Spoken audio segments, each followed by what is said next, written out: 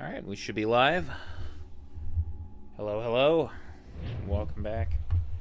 We are once again playing some Assassin's Creed 3.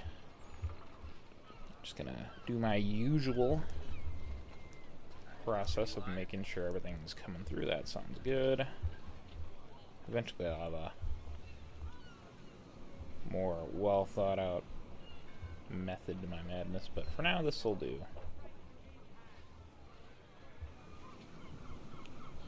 Alright. Live chat's pulled up. And we should be good to go. Just gonna swap that. Okay.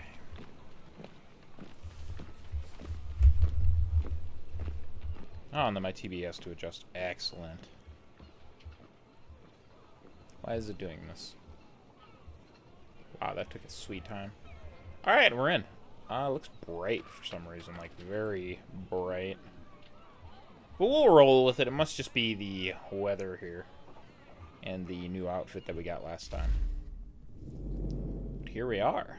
It looks like, if memory serves, we just had a few treasures to grab around here, but we will worry about those later because they are in these forts, and I don't want to take those down until we're in the proper revolution, at least. So for now, we're gonna go do this main mission. That seems like the thing to do. Doing pretty good on other stuff, at least. Cleared a lot of stuff out last episode, which is always good. This game's a little bit weird. Like, some of the side stuff is quite uninteresting in terms of, like, the letter delivering missions. But then it also doesn't waste your time with collectibles. Won't suffice, Sam. We need to act, and I'm talking about more than a sternly worded letter. I sympathize with your frustrations, gentlemen, but surely you can understand my reluctance to kick the hornet's nest. The tourist thing, no matter what you do, might as well make it count. Oh, we've met someone new here. Paul Revere, born 1735. You'll have heard of Paul Revere's Midnight Ride, of course. He was one of several riders sent to warn Lexington and Concord of a coming military raid on April 18th, 1775. Revere's role in the Revolution was larger than that, however. He was a member of the Sons of Liberty and the Continental Congress, and a participant in the Boston Tea Party. By trade, Revere was a silversmith and one of the most skilled craftsmen in the colonies. He also did copper plate engraving, most notably the image of the Boston Massacre that depicts British soldiers firing into the unarmed crowd at point-blank range. A very effective piece of propaganda. You get very little copper plate propaganda these days. It's a dying art.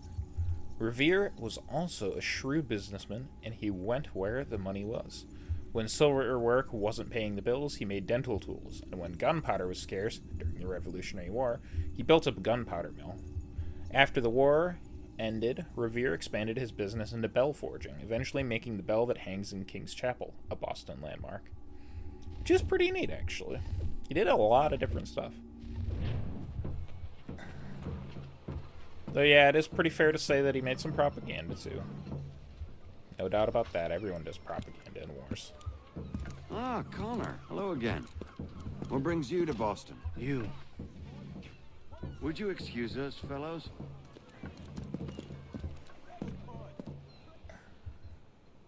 Thank you. That conversation was about to turn unpleasant. Now, what can I do for you? I was hoping you could help me locate William Johnson. Of course. I'm headed to a meeting with some men who should be able to help. Why don't you come along? Okay, we can do that. It's good to see the people finally taking a stand against injustice. Says the man who owns a slave. Ooh, sorry? Well, before he continues, let's read up on Surrey. Surrey was a servant in the household of Samuel Adams from about 1765 onward. She was given to Adams' second wife, Elizabeth Wells, as a wedding present, because nothing says you care like, here, have a human being. However, Adams was morally opposed to slavery and insisted that she be freed before she came to live with them. She was, and worked for the Adams family for nearly 50 years, which would be so much less fun than working for the Adams family. Incidentally, while Adams wouldn't own slaves himself, it wasn't something he fought particularly hard for during his political career. He did support anti-slavery measures in Massachusetts, but never forced the issue of it he never forced the issue if it was going to cause friction between the states. Getting along with other politicians was just so much more important. I'm obviously talking about Samuel Adams here, not Gomez. Yeah, I can't imagine Gomez would be a fan of slavery. Though I guess I really haven't watched much of practice that. what I preach, my friend. She's not a slave, but a freed woman, at least on paper. Men's minds are not so easily turned. It's a tragedy that for all our progress, still we cling to such barbarism. Then speak out against it. We must focus first on defending our rights. When this is done, we'll have the luxury of addressing these other matters. You speak as though your condition is equal to that of the slaves. It is not. Tell that to my neighbor who was compelled to quarter British troops, or to my friend whose store was closed because he displeased the crown. The people here are no freer than Surrey. You offer excuses instead of solutions. All people should be equal, and not in turns. It's in turns, or not at all. Yeah. Hey! It's my home, no matter what you thieves called taxmen say! If the gums in Parliament who want to take my property, you tell them to sail across the pond and take it themselves!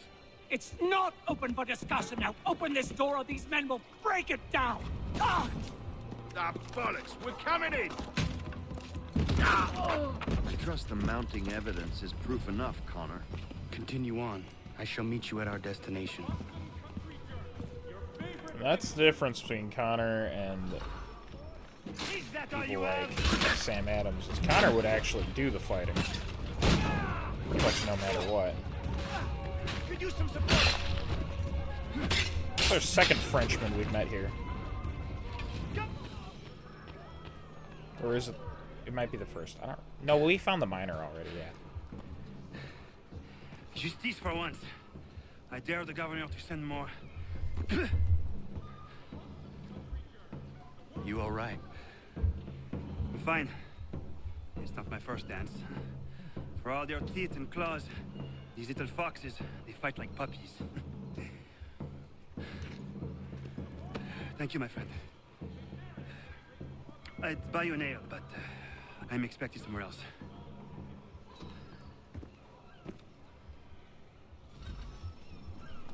Interesting guy. What can I say?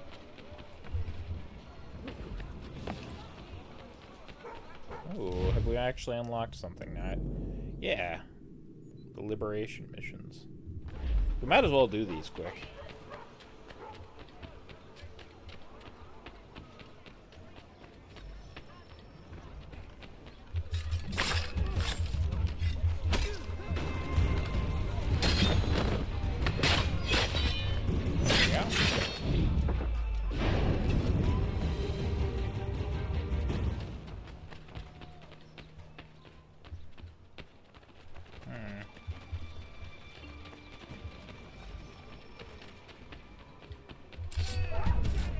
Oh, I didn't attack. That was annoying. Oh my god, block! Holy shit.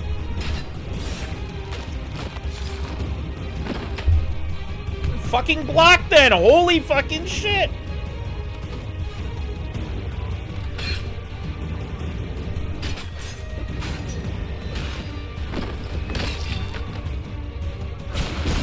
Oh my god, what button do I press?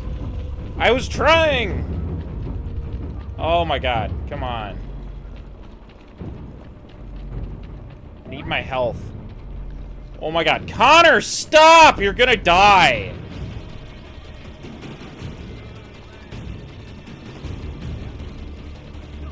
Oh my god, why? Why did this get so hairy all of a sudden? What the fuck?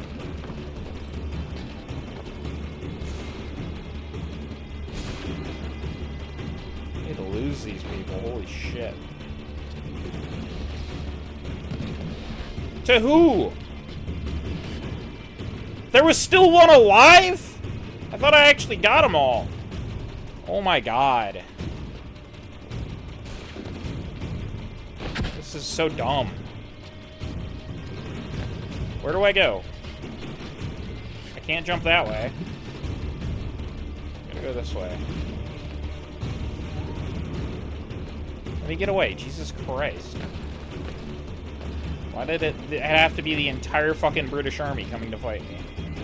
Like, the entire fucking thing. Fucking go! I don't care if it hurts! Jesus Christ. Get in the fucking hay bale. Or whatever the fuck that is.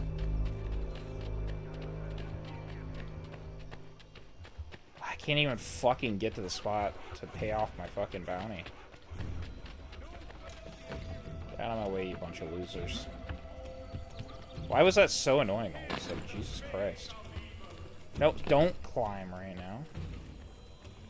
You just see we don't got fucking time for that. This is a cold-blooded... There. Holy shit. That was actually ridiculous. Yeah, I don't care if I fucking failed the mission. Whatever. Got another one of those. I bet you that's 4 or 4, yeah? Yeah, we unlocked the glass harmonica. Not to be confused with a glass harmonica. Alright, this is Poor Richard's Almanac, 1733, Volume 1. Courteous reader, I might in this place attempt to gain thy favor by declaring that I write almanacs with no other view than that of the public good. But in this I should not be sincere, and men are nowadays too wise to be deceived by pretenses of how specious forever. The plain truth of the matter is, I am excessive poor, and my wife, good woman, I tell her, excessive proud. She cannot bear, she says, to sit spinning in her shift of tow, while I do nothing but gaze at the stars, and has threatened more than once to burn all my books and rattling traps, as she calls my instruments, if I do not make some profitable use of them for the good of my family. The printer has offered me some considerable share of the profits, and I have thus begun to comply with my dame's desire. Indeed, this motive would have had force enough to have made me publish an almanac many years since, had it not been overpowered by my regard for my good friend and fellow student, Mr. Titan Leeds, whose interest I was extremely unwilling to hurt. But this obstacle, I am far from speaking with pleasure, is soon to be removed, since inexorable death, who was never known to respect merit, has already prepared the mortal dart. The fatal sister has already extended her destroying shears, and that ingenious man must soon be taken from us. He dies, by my calculation made at his request, on October 17th, 1733, 3 h 29 p.m., at the very instant of the conjunction of Sol and Mercury. By his own calculation, he will survive till the 26th of the same month. This small difference between us we have disputed whenever we meet these 9 years past.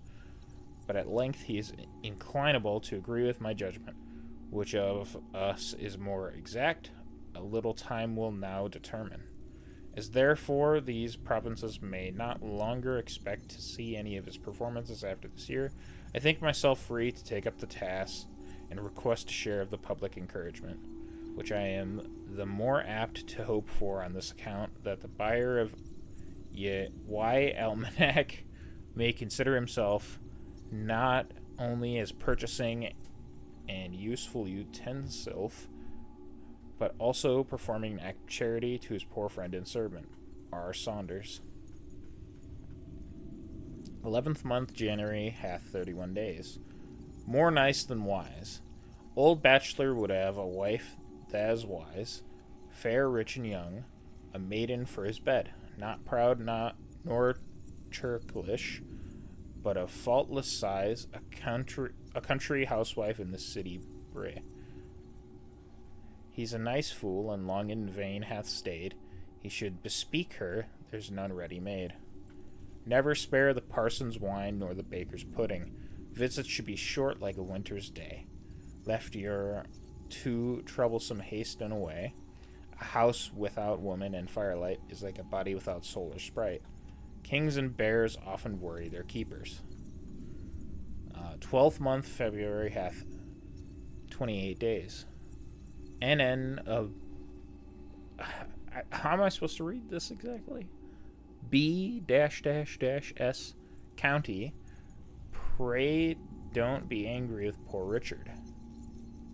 Each age of men new fashions doth invent. Things which our old young men do not esteem. What pleased our fathers doth not us content. What flourished then we out of fashion deem. And that's the reason, as I understand, why Prodigus did sell his father's land. Light purse, heavy heart, he's a fool that makes his doctor's heir. Ne'er take a wife till thou hast a house and a fire to put her in. He's gone and forgot nothing but to say farewell to his creditors. Love well, whip well. First month March hath 31 days. My love and I for kisses played. She would keep stakes, I was content. But when I won, she would be paid. This made me ask her what she meant. Quoth she, since you are in this wrangling vein, here take your kisses, give me mine again. Let my respected friend J.G. accept this humble verse of me, viz. Ingenious, learned, envied youth, go on as thou'st began. Even thy enemies take pride that thou'rt their countrymen. Second month, April, hath 30 days. Find Catherine to her husband kissed these words, mine own sweet Will, how dearly I love thee. If true, quoth Will, the world no such affords, and that it's true I durst his warrant bell. For ne'er heard I of woman good or ill, but always loved best her own sweet Will. Beware of meat twice boiled, and an old foe reconciled. Great talkers, little doers. A rich rogue is like a fat hog, who never does good, as dead as a log. Relation without friendship, friendship without power, power without will, will without effect, effect without profit, and profit without virtue are not worth a far too. I'm having trouble with this one, actually. I'm sorry, guys. Third month, May hath 31 days. Mirth pleaseth some, to others 'tis offense. Some commend plain conceit, some profound sense. Some wish a witty jest, some dislike that. What? And most would have themselves they know not. Then he that would please all, and himself too, takes more in hand than he is like to do. Eat to live, and not live to eat. March windy, and April rainy. Maccus May the pleasantest month of any. The favor of the great is no inheritance. Fools make feasts, and wise men eat 'em. Beware of the young doctor and the old barber. He has changed his one-eyed horse for a blind one. The poor have little, beggars none. The rich too many, enough not one. Fourth month, June hath 30 days. Observe the daily circle of the sun, and the short year of each revolving moon. By then thou shalt foresee the following day, nor shall a starry night thy hopes betray. When first the moon appears, if then she shrouds her silver crescent tipped with fable clouds, conclude she bodes a tempest on the main, and brews for fields impetuous floods of rain. After 3 days men grow weary of a wench, a guest, and wealthy, and weather rainy. To lengthen thy life, lessen thy meals. The proof of gold is fire, the proof of woman gold. The proof of a man, a woman. After feasts made, the maker scratches his head. Okay. Yeah, I did not get as much out of that one as I think I have out of the others, to be honest. Okay, well, we fucked up that mission. Let's see. There's other ones around, right? Let's do this one here. I don't like that I'm being spotted right now. That's not cool. Ouch. Step aside, people.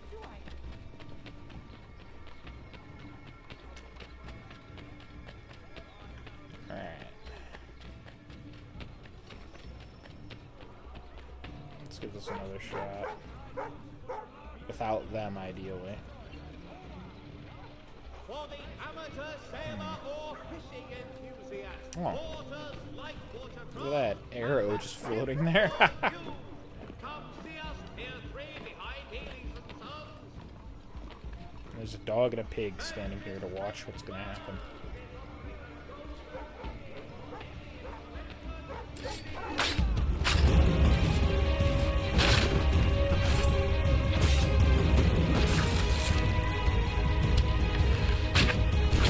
Okay, what button is it that I need to press to dodge that?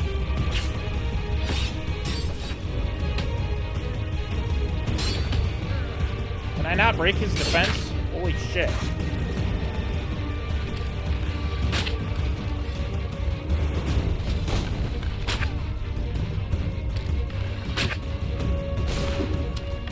Okay, we're just gonna keep doing that 'cause it's working.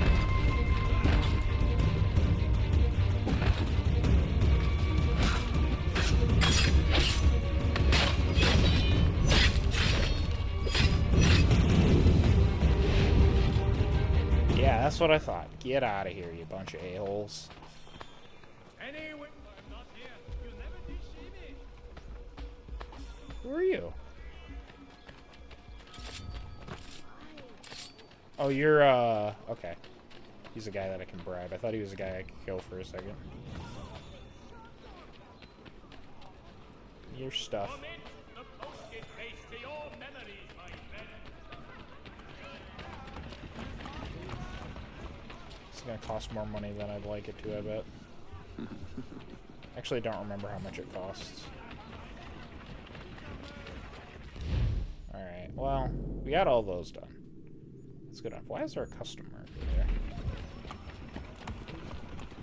I want that arrow. It's just floating there. It's just standing there. Menacingly. Alright, well, ooh, look, a turkey. And a chicken. I could kill the chicken, but why? Oh, I can pet the turkey? Oh, I just feed it. Okay. Can I pet the chicken? Yes. Excellent. I was definitely petting the chicken by sprinkling crumbs onto its head. Can I pet the dog? Alright, hold on. Quick test. Good game, good game. This game is good. You can pet the dogs. Therefore, a game is worth having. Like, it doesn't make it a bad game if you can't pet the animals, but it definitely makes it a good game if you can. Just saying. You know? Alright, let's check this out.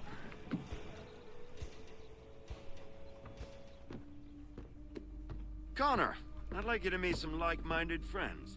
The owner of this fine establishment, William Molyneux, and the manager and chef of his newest venture, Stéphane Chaffeau. Ah, Connor and I just had a ball with some red coats enforcing some taxmen outside my home. The collectors grow bolder and more forceful. Something we must address, Samuel. Then let us raise a banner. Something to let the people know that they are not alone. The docks are an angry place of late. Protesters picketing the latest shipments of British tea. The eyes of the city are upon that stage. A Bostonian without his tea is a dangerous beast. William Johnson is smuggling the tea off the ships. One of his men tried to sell me this. A sample of what I refused. But it's from those ships. No mistaking the stamp. He's charging a king's ransom. Must be he's making a mint off those who buy it. Where is he now? I've never met the man. May I ask why you seek him, Connor? He intends to purchase the land upon which my village stands, without the consent of my people. No doubt the revenue from his little smuggling endeavor is financing the acquisition. A tax enforced on tea grants a boon to smugglers. I'll wager the same men who levy the taxes are selling the tea. A stage requires a spectacle, and I may know the play. Alright, we met a new guy here. William Molyneux, born 1717. Molyneux doesn't usually make the list of well-known revolutionaries, mostly because he didn't live to see the outbreak of the revolution. He died in 1774, which is rough.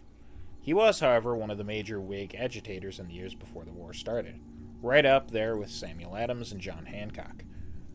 Molyneux was a British-born merchant and supporter of the Patriot cause. As far as revolutionaries go, that makes him a bit of an outlier. British-born colonists tended to be loyalists.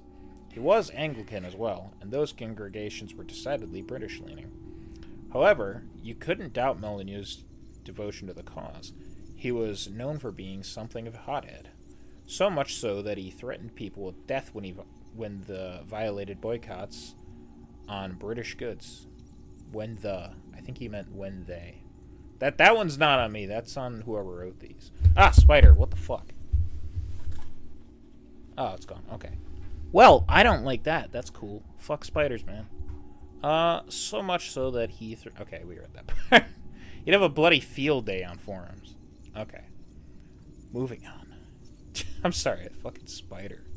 Ugh, I hate those things. On the night of the Boston Tea Party, Molyneux disappeared from the crowd outside the Old South Meeting House, though almost every other well-known revolutionary leader was there, still talking to the crowd. Molyneux was, of course, supervising the dumping of the tea. For this reason alone, I am prepared to call him the most evil man in history. As someone who just doesn't care about tea, I don't think he counts as the most evil man in history. I know the British will disagree with me on that. Connor, head back to the docks and see to the destruction of the tea. If you should need us, return here. Okay. We can talk to him as well. Hello, Connor. That tea is being illegally smuggled all around Boston by Johnson's men. If you see any crates in transit, perhaps you could put a stop to the delivery. And those moody tax collectors are still at it. They could use a lesson or two, huh? Interesting.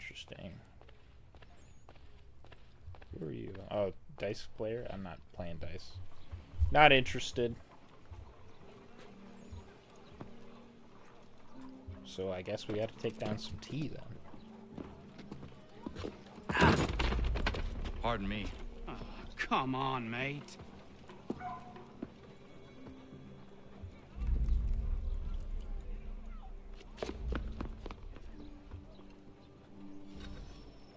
That's convenient. Alright, we got the Tea Act. Date passed 1773. The Tea Act passed in 1773. It was an attempt by the British government to prop up the British East India Company by allowing it to ship tea to the colonies directly from India, without having it go through Britain first. This made the tea much less expensive, even cheaper than the tea the colonists were smuggling from the Dutch, to avoid paying British taxes. The problem was that, even with the cheap prices, the British government was still collecting tax on the tea, meaning buying the tea would run counter to the colonial no taxation without representation stance. The move was seen as, and probably was, Parliament's sneaky attempt to get the colonies to unconsciously agree to the one tax, in the hope of implementing others. The colonists didn't fall for it, and attempts to force the unloading of East India tea in Boston caused the Boston Tea Party, perhaps the worst tea party of all time. It wasn't even catered. You people are savages. Well, so be it. Bunch of tea in a harbor, not the worst thing that's ever happened.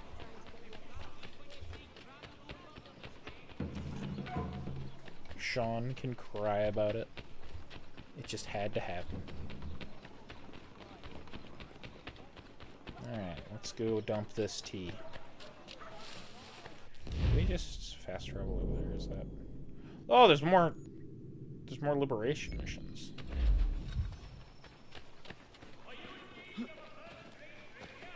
Oh wait, I'm going the total wrong way. I wonder how many of these I need to do. I don't remember. I thought maybe I got enough done.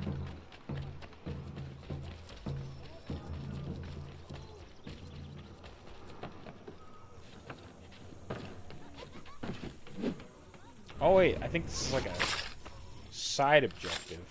Yeah. That's what this is. 'Cause I was saying, I don't remember this.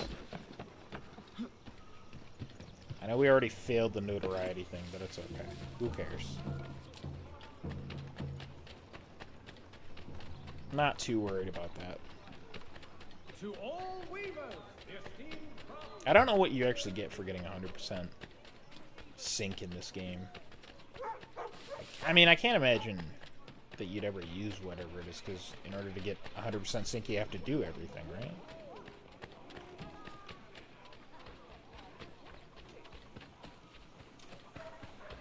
Where's our guy?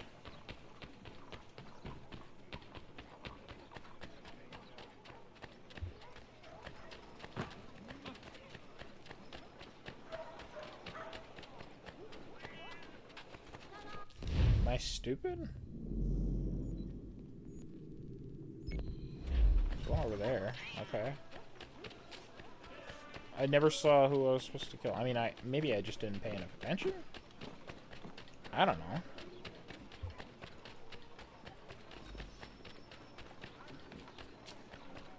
Someone's moving fast. Oh no, not very fast, just kidding.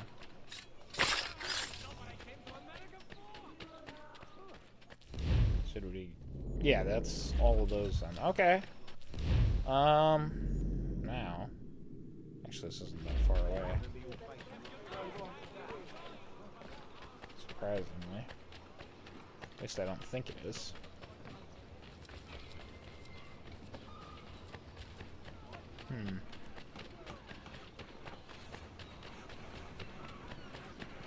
Gotta pass by this massive ship that's under construction. Like, it's kind of excessively big, you know? Look at that size of it. It's gotta be like a ship of the line, right?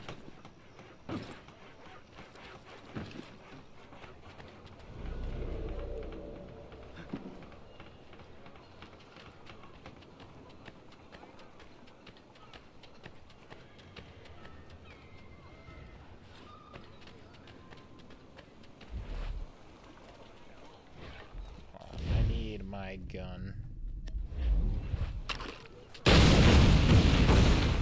Ow! You know, I did not think that through entirely.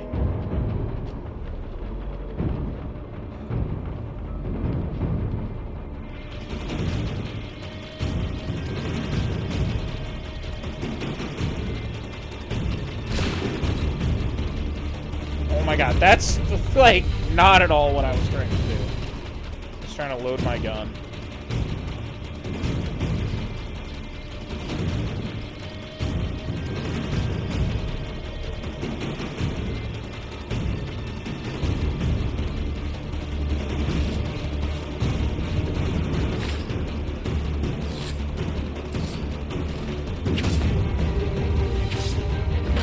Get him. Music's very loud. Holy cow. Okay, might have to mess with that. I mean, you know, I'm on episode 4 and just now deciding that the music's too loud. So make of that what you will. General, probably. Yeah, let's do that. I like the music, but it's excessively loud. Okay. Now, let's blow that up.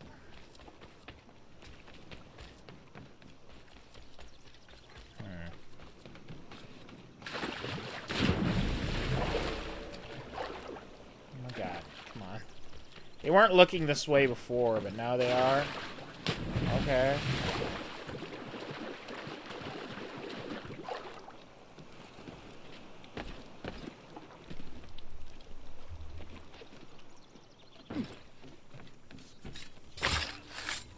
Get out of here.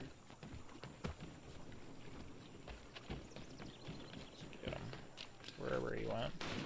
Just get rid of him. That's what I thought. Okay. How can we blow this one up? Oh no. Oh, I thought I was gonna sneeze. I guess I didn't. Okay, those guys are dead, but we don't have anything to blow us up with. So let's go grab that barrel, I guess. I didn't know I needed to bring it all the way over here with me. But we can do that, I guess. I bet you that sneeze is going to come back with a vengeance.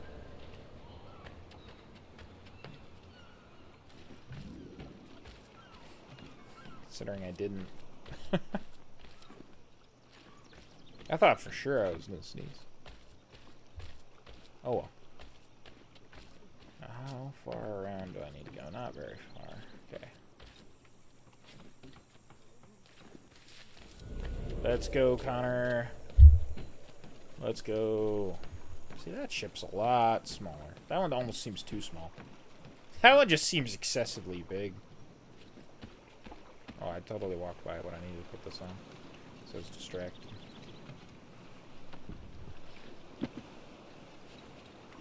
Is this close enough that it'll blow up? That. It is. Thank goodness. Go. I don't like it when he gets stuck. We haven't been around this part of the map, actually, surprisingly. Oh, because of the fort. That would be why. Okay. Fair enough.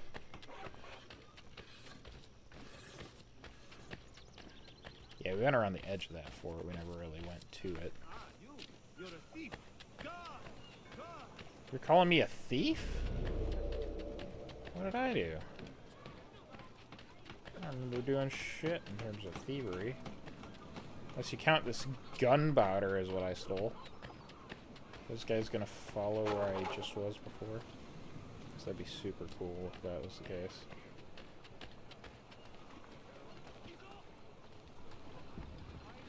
Okay. Let's go up here. Pull this up. Oh my god! Come on! Why? I know it didn't, like, show it, but I figured, you know, I was pointing the gun directly at it, it would blow up, right? There. Load. Come on. Hey, we did it. Jesus, the music.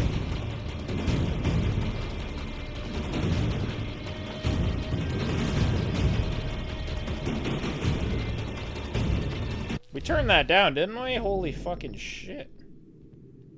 Hold on. Options.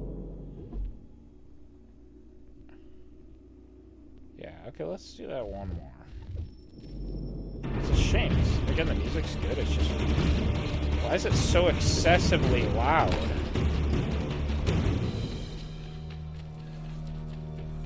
Alright. I guess we can read up on MacNeil's rope yard here. These buildings were used to make rope for shiprigging. Please try and stay awake.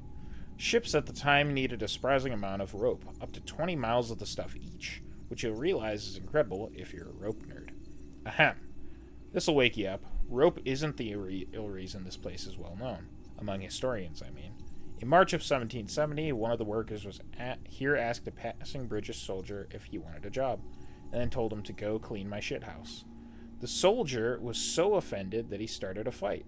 Then he left, came back with several of his friends, and started a full-on brawl. That one insult led to a day's fighting between soldiers and rope workers, leading right up to the Boston Massacre. The relationship between the British and Bostonians at the time was a little tense, to say the least. History does not reveal if that worker ever had his shithouse cleaned, but it seems unlikely. Yeah, I can't imagine.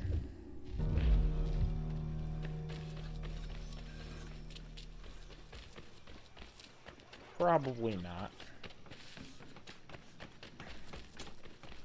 But it is stories like that that make this game interesting, because a lot of the, like, actual landmarks aren't as grandiose as some of the previous games, as I've said. So you kind of have to have these little stories, honestly, to make it all that better.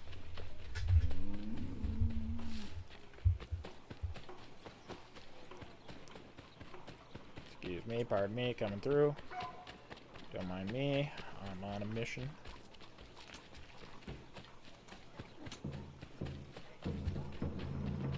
Took out that T, stopped the smugglers. But I suspect there's still more T to be demolished.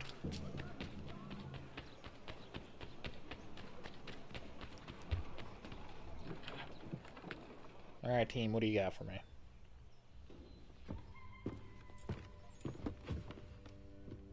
Stefan, what is wrong? Where's Sam Adams? Who cares? I've been robbed! Vont me le payer, ces scélérats de merde!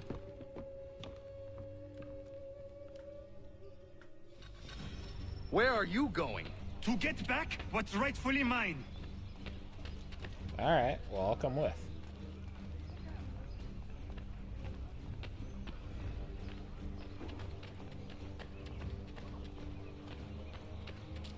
Oh! Regardez! Some pathetic redcoat! I will match your face to your jacket, Capule!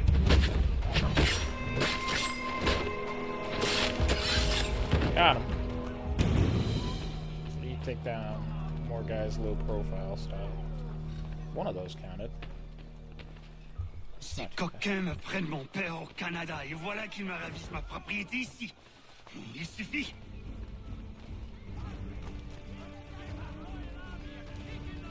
Oh, are these guys joining up?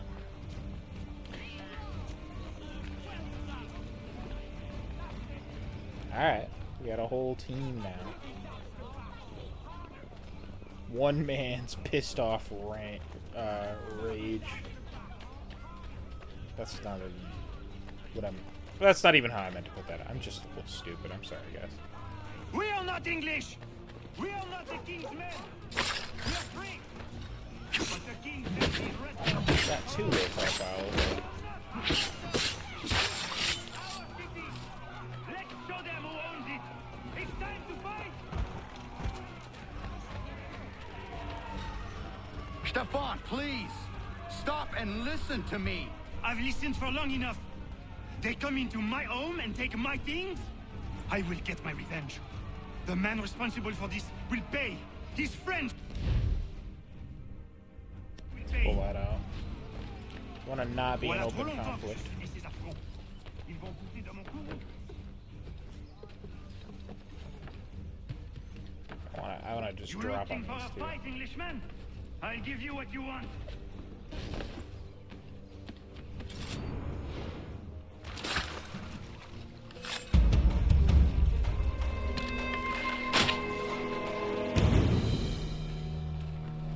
Got my arrow back.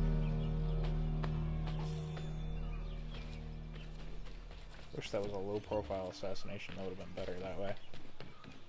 If it was.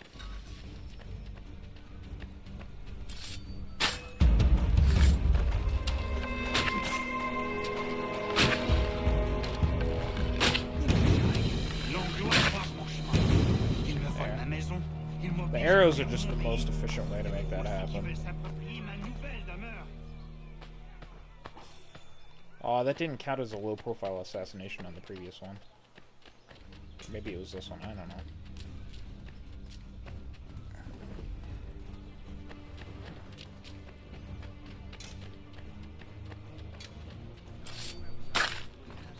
There is a way to fight There we go, injustice, 4. but this is not it. Can I turn my camera? Thanks.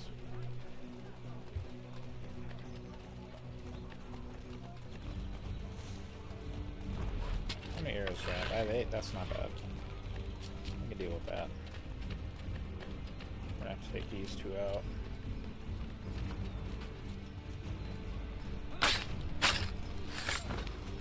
There we go.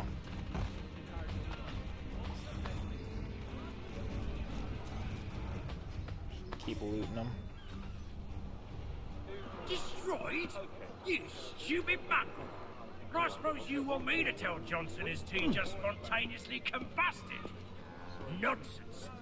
Someone's responsible for this, and you will find out who. And if you can't, I'll gut you and find a smarter mongrel who can. What do we do? Create a window. Alright. This is how we get our assassins for this one. Lock onto your target and press L1 to send your allies. Yeah, there we go.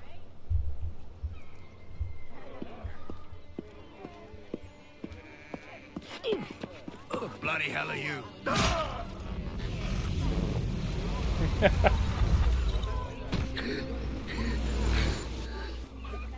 Why?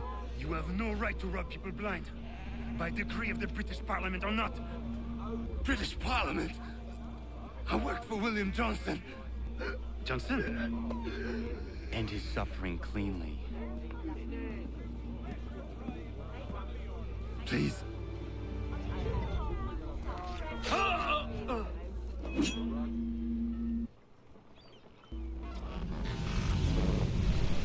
Pretty brutal, but also The cool. people seem to have an ear for you. What are the things you lost? The people listen to me only because I spoke the truth loud enough. Which is worth 1,000 times the content of my footlocker. In English, they can keep my things. You did well tonight.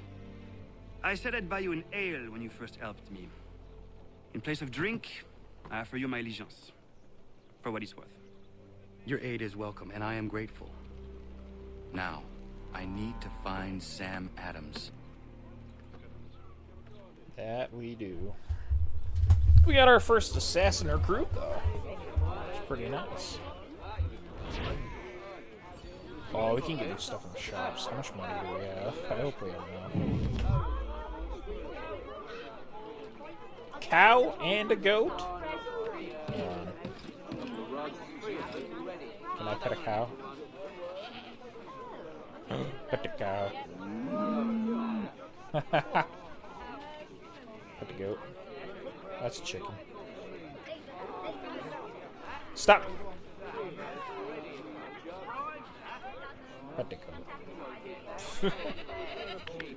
Alright, we got some stuff to read up on. We also got some new weapons to check out. And there's new emails. Of course there's new emails. There's always new emails. Okay, let's see here. Got a couple in here. First up is Stefan Cheffo. I hope I said that right. Born 1743, Stefan Cheffo is a Boston militiaman and served as a cook in the years leading up to the Revolution.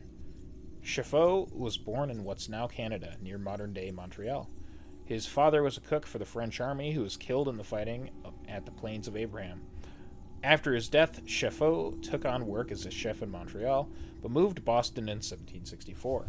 While his personal letters indicate he was looking for a less complicated life, he was just in time for the unrest that preceded the Revolution. Fortunately for Cheffo, he didn't actually want a quiet life, and as it happened, the tensions in pre-Revolution Boston suited him exactly, which is weird because who enjoys tensions? Apart from a scientist studying surface tension as an effective intermolecular attraction. Give me a minute to stop laughing. Yes, that was very, very funny, Sean. Very nice. Cheffo was a man in search of a cause, and he found it in the Patriots. He was an enthusiastic supporter of the Sons of Liberty, participating in their 1765 protests surrounding the Stamp Act. He was present when the crowds ransacked Governor Hutchinson's house in 1765, probably egging on the mob. He was also one of the crowd that witnessed and partially caused the Boston Massacre. So yeah. Cheffo didn't limit himself to protests.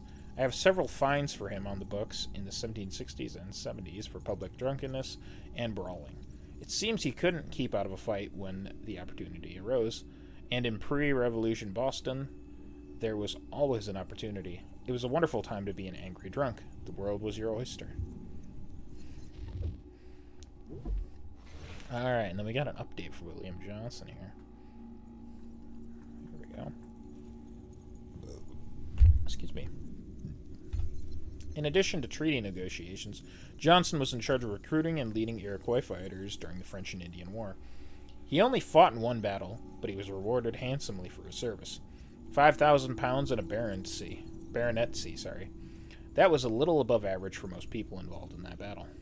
He continued his close ties with the Kanyen'kehá:ka, and in 1760 they gave him land totaling more than 300 square kilometers as thanks for his work. However, Johnson burned some bridges in 1768 when he negotiated the Treaty of Fort Stanwix. He took much more land than the British had asked for, a windfall for him, since he could then speculate on it, but rather a tough sell to the indigenous nations who lived on the land. The treaty caused a war in Virginia, known as Dunmore's War. In an effort to stop more bloodshed, and possibly to cover his own arse, Johnson called for more negotiations, this time at Johnson Hall in 1774. So yeah. Interesting. Alright, let's check in here. I want to see if we can buy some cool. I believe we've unlocked a very cool weapon. Things considered. Mein Herr would like... How much money do I have? Probably not a lot. I wish I could tell. We have 2,000. We can buy the Hessian Axe. It lowers our speed by 7, though. Oh, that's rough. I still want it. It's cool. Well, it's a heavy weapon.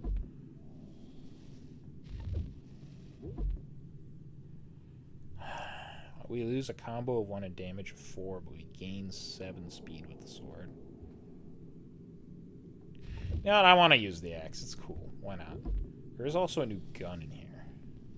Duckfoot pistol, which we could not afford, and it is honestly kind of a downgrade, but it does have 3 barrels, which is fun.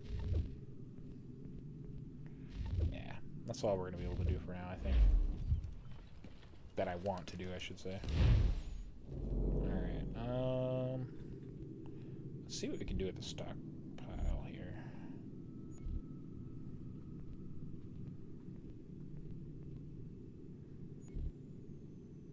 Costs money to buy these, right? Yeah. There's beeswax, eggs, honey, and milk. Charcoal, oak bark, oak lumber, catnip, snake root. Beaver pelt, deer pelt, hare meat, hare pelt. Clay, iron ore, sand, barrels, apples, barley, bear claws, berries. Okay, this is all my stuff that I just happen to already have. What can we craft?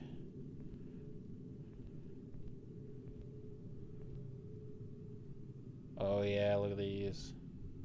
I don't have all the stuff for these. Sand, iron ore, and copper ore. I don't think we had all those. Iron ore and silver ore, charcoal, sand, fresh water, copper ore, glass bottles. I mean, we can get iron ore and sand so far. Might as well. For when we eventually want to.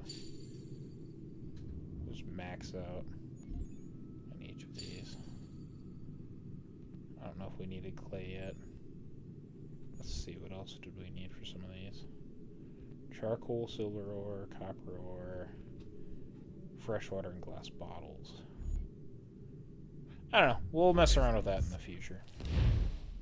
That's not what I wanted to do. Alright. Onwards. Got this big-ass axe now. Which we'll use a little bit when we get a chance. It's quite fun.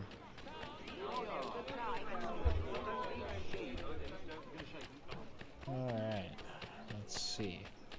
I do prefer some of the later games crafting compared to this one, though. This game is, like, simultaneously more complex and less complex crafting. Because you need to do more steps to get the stuff, but, like, if you have beaten the game and done all the side quests, you can just build whatever you want, essentially. It's just one of those things. I don't know. Send the 3 ships back. Cargo and all. Aye, but Governor Hutchison refuses to let them leave. Wants us to take the tea, pay the duties, and say thank you kindly to the king. The king can kindly kiss my arse. You'd like that?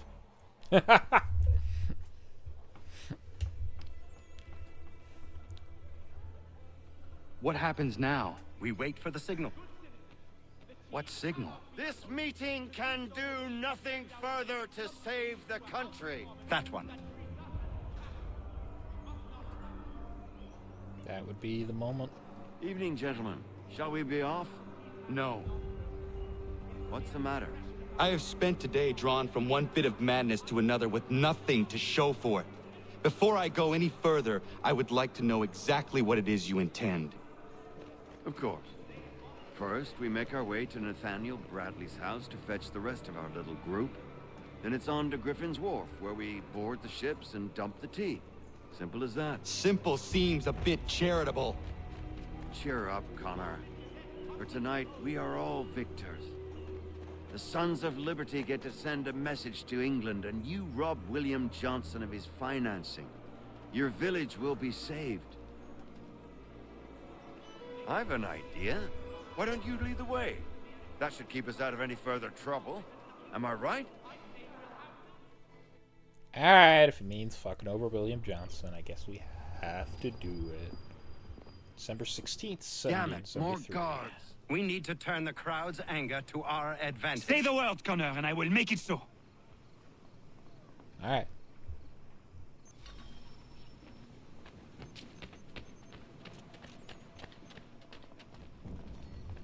Oh, we haven't read up on the Sons of Liberty yet, because it just gave us that.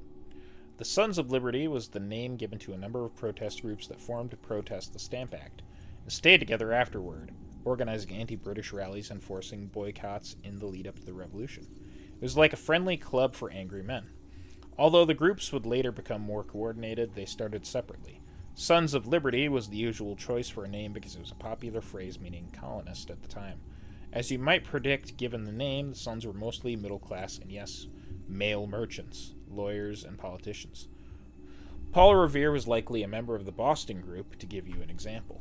The Sons, in all of the colonies, weren't above using violence and intimidation to get their way. Who was? They threatened all of the stamp distributors into resigning, with the Boston group going so far as to destroy the local distributors' offices and parade him through town before he quit in a very public and likely terrified resignation speech. Given that, it probably won't surprise you to learn they earned a reputation for being the radical wing of the Patriots, rallying the people and sometimes losing control of them. Public protest in Boston turned into an angry mob that burned the governor's mansion. Some groups of the Sons were also known to tar and feather British officials and sometimes loyalists. You know, standard good guy stuff. What a really terrific way to blow off steam. Yeah, not all of them did good things, that is true.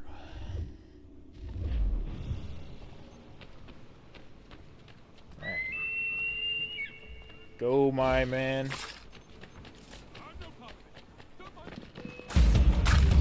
Why are you guys mad at me? I did nothing. Okay, never mind. It worked out. A random guy just standing there like, what's going on?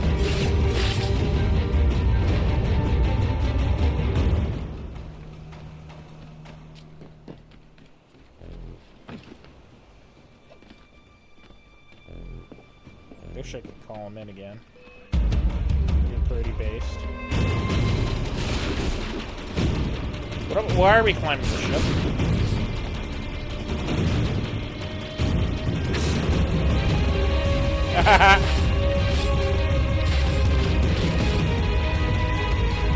Hold on, what button do I press? I would love to know.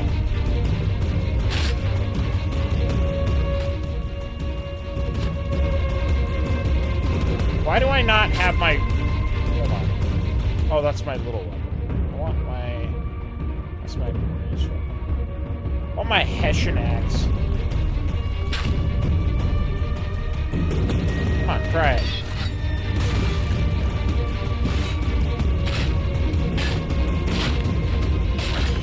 There we go.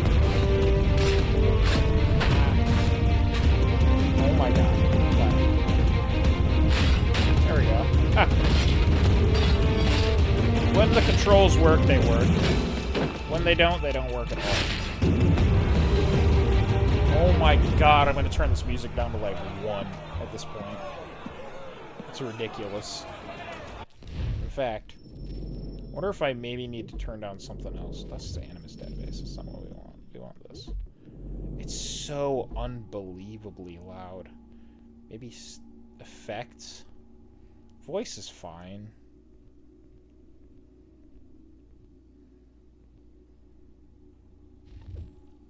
I don't know. It's just, it's unreasonably loud.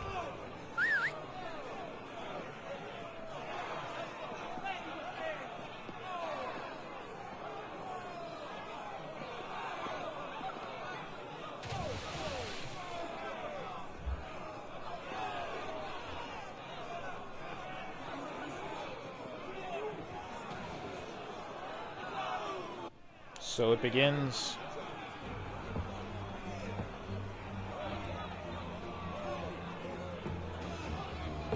Regulars!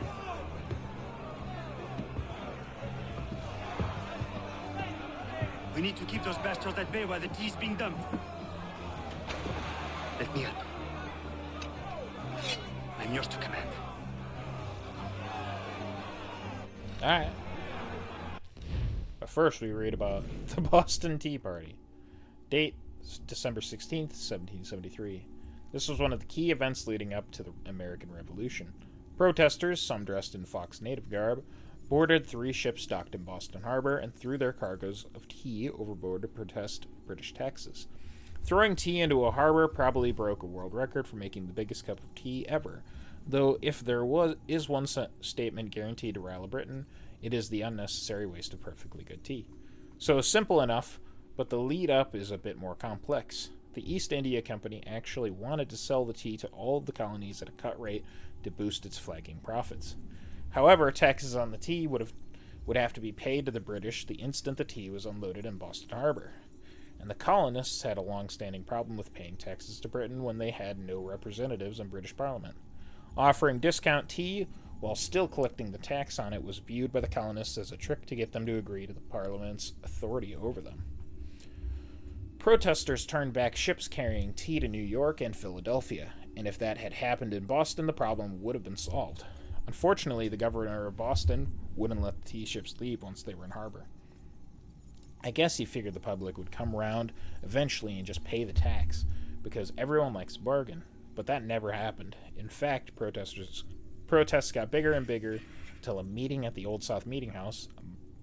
A mob broke away from the crowd there and dumped the tea, solving the impasse and wasting the tea. And Sean says he shuddered as he wrote that. The British reacted to the protest by sending British troops under Thomas Gage to occupy the town.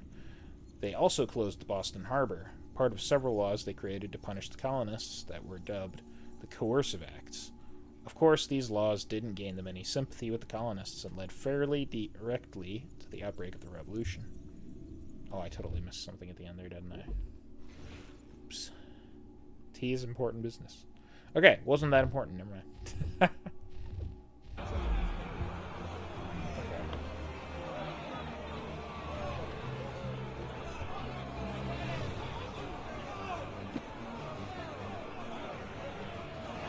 Dump it.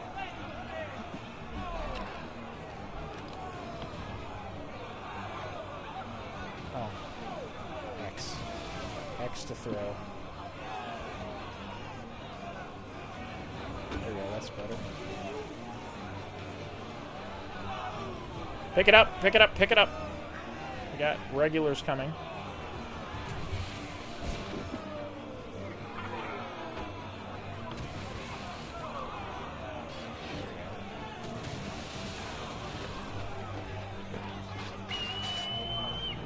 Calling our boy.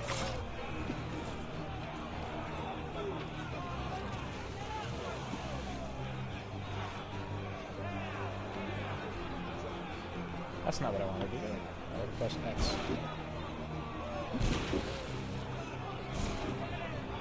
Need to chuck more tea in there.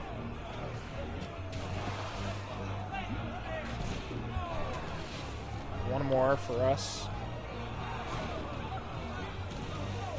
Need to do a musket air assassination, which means we're going to need this and not be in conflict.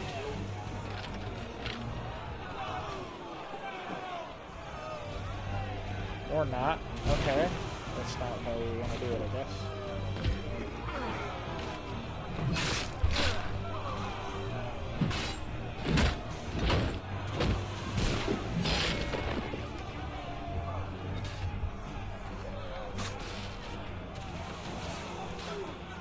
Why? I can't climb anything with that? Oh my god. Okay, we're not gonna even try for that. I don't care. Just like I'm not trying for the fucking throw them off the ship, though. Nope, not interested.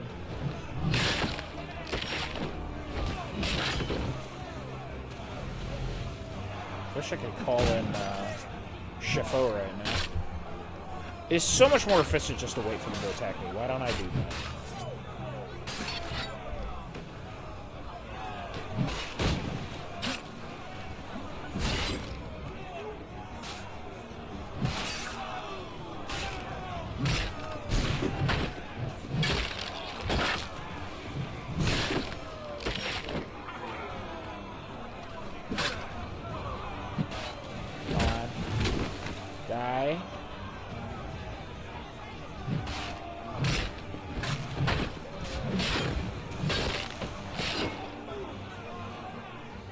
No, I don't want to hold him.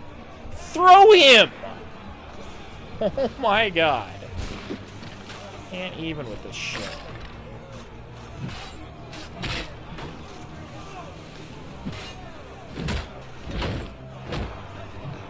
Paul is not doing very good.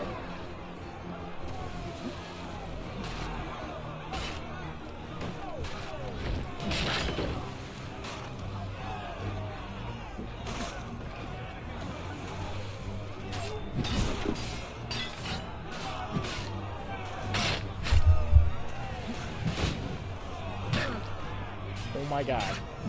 Kill one of them. Fucking kill one of them! Holy shit! What the fuck ever? Holy fucking shit. Ugh, we're at the beginning again. That's so dumb.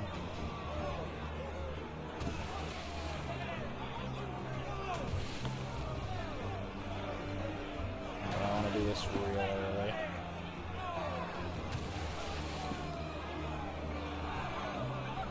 Oh my god. I love this game, but this fucking game also has some of the worst fucking missions I've ever played. This being one of them. I mean, mainly if you're trying to get the optional objectives done. If you just, like, only focus on killing incoming regulars, it's probably completely fine. Come on, come on, come on, come on, come on. Throw it. Throw it over the fucking edge. Why can't I call on my guy? Oh my god, I was the one who attacked you! I was not even aggroed! Or they... Oh my god. Fuck off.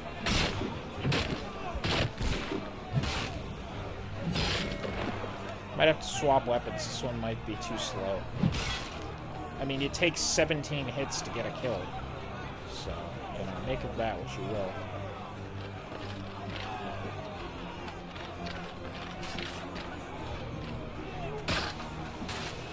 Holy shit. How do I chuck them?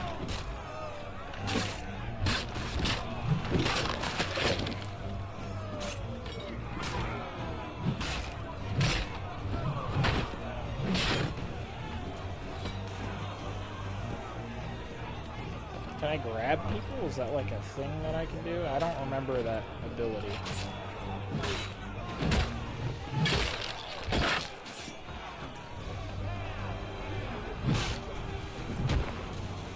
Oh shit. Get out of the water. William needs our help.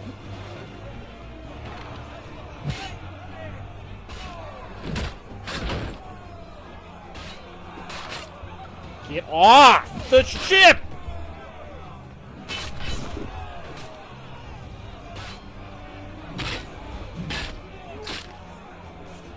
Fine! I'll wait for you to attack!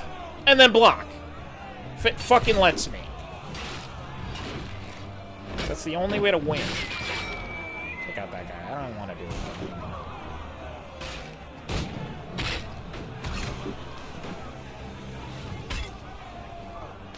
I knocked a few of them down.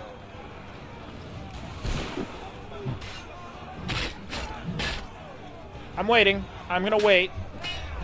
It's impossible to kill someone faster than you can get attacked. Like, seriously, what the fuck? What's the fucking point of even having an attack button if you're only supposed to block attack? Like, that's the only way to win.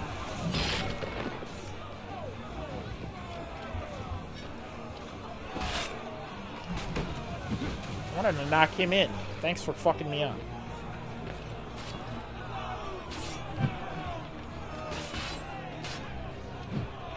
I better just stop attacking because I'm in a situation where I will not win. I fucking didn't want to do that, but okay.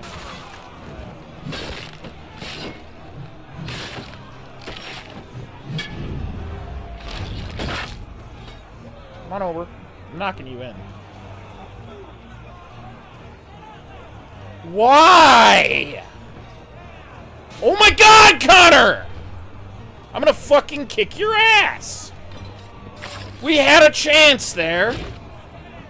Oh, why? Done it. I'm sorry, guys. I'm getting a little fucking fed up. I need to just stop even trying to do the fucking side shit. It's not worth the effort. I'm not fucking replaying these missions today either. Connor? We saved the last one for you.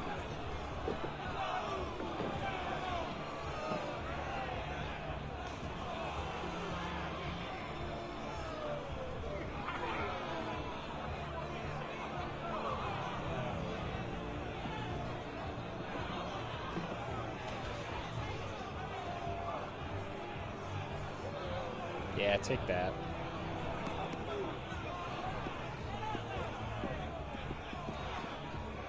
Best we get out of here. Okay, other than that mission actually sucking, that ending was pretty good. To be honest, Boston Tea Party, not a fun mission. Oh, let's go over here. Where are we going? All the way over here, yep. Okay. Davenport Homestead. Yeah, I'm being smart. We're actually going to just fast travel here instead of wasting our time like I normally do.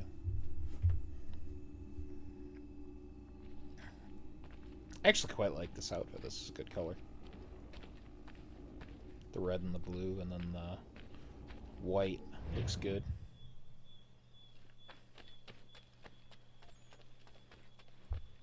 Well, it's not even in here, it's down there. Let's see what's going on.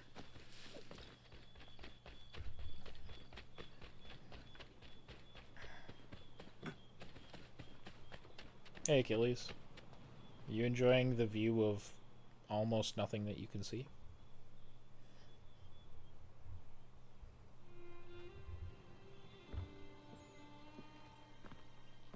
It is done. Johnson is dead? No. He retreated when we destroyed the tea. Only to hatch some new scheme, I'm sure. You should have killed him. There was no need. Time will tell if you speak the truth.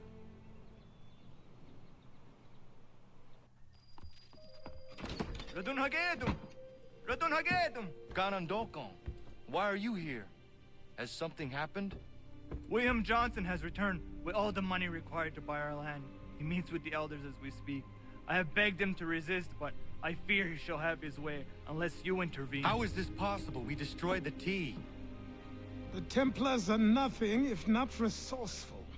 You should have heeded my warning. Please, you have to stop him. Of course. Can you tell me where they're meeting? Yeah, Connor should have known better. There is a bunch of stuff to do, though, here, so let's check that out. We'll hunt down William Johnson once our homestead missions are all cleared out. I like to do these whenever we can, because it upgrades what you can get from the crafting. You usually need the last level of crafting to get the unique stuff, if memory serves. So, let's get to it. And if we can, we'll hunt along the way. Honestly, it might be better to just stay at ground level, because we've been very successful at killing, like, deer and stuff that way. Deer and rabbits. We need beavers. Oh, hey. Connor! Thank God you are here. What's up, Warren?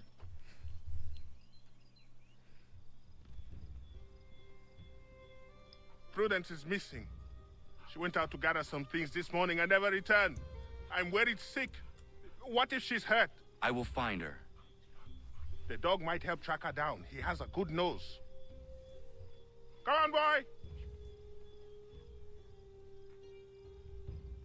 She has been gathering evening primrose almost every night. She is obsessed with the oil it yields. That is all going to stop now. I don't understand why she wants so damn much of the stuff. Wow. We'll figure it out. Gotta make sure she's okay. Where's this dog that's supposed to be helping us? There it is. Shouldn't it be out front? Oh, hello. She picked some here. Yeah, I can see that. She can't be far. We should split up to cover more ground. If you insist. Alright.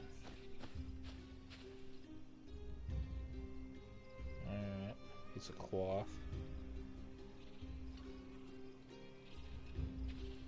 Gone.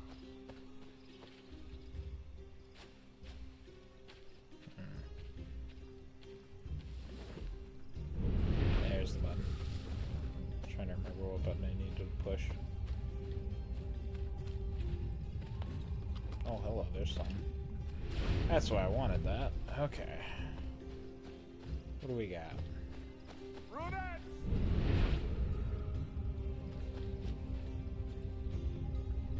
There we are.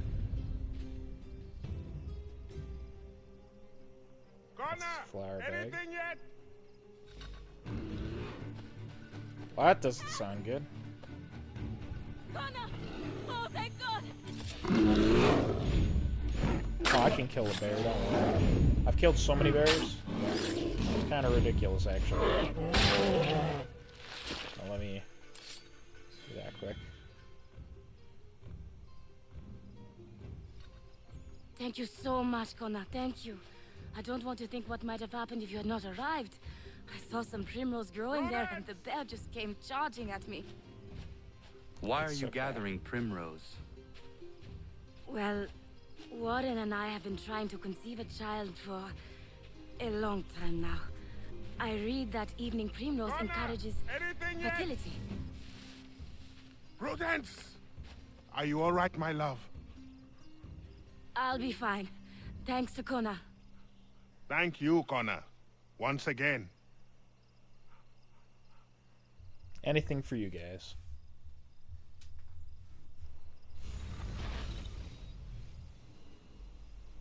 There we go. Gotta level up to the farm now. It'll be hard working out here. Look at all that. Should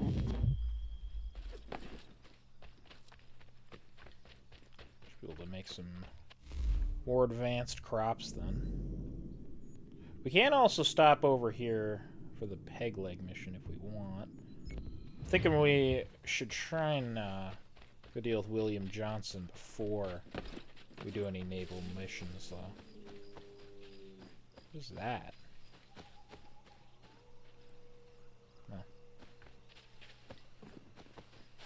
I mean, it must have been like a elk or something, the first thing. I don't know. It's crazy, man.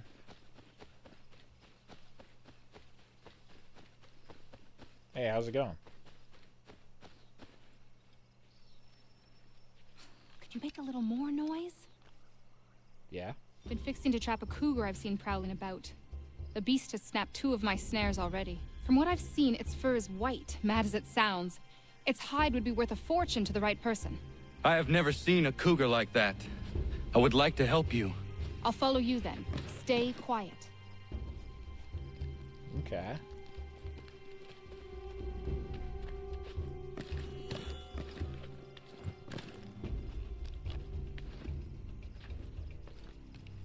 I do remember this mission. Maybe we should stay out of the trees here. Can I drop? Holy shit.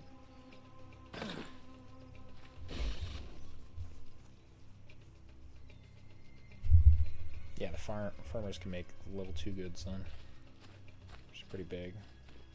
Got his trail yet? Working on it.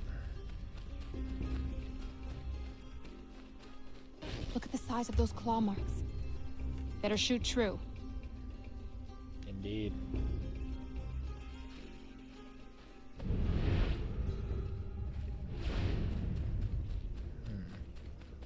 Yeah, it's been here. He's a taste for fresh meat. Seen this before. Looks fresh. He's close. There he goes! We won't get another chance at this.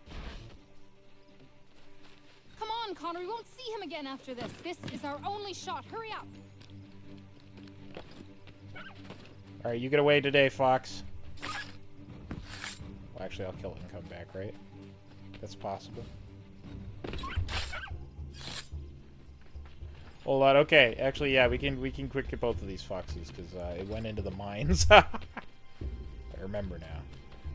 That was way closer to us than I thought it was. Thought we had to chase it for a while.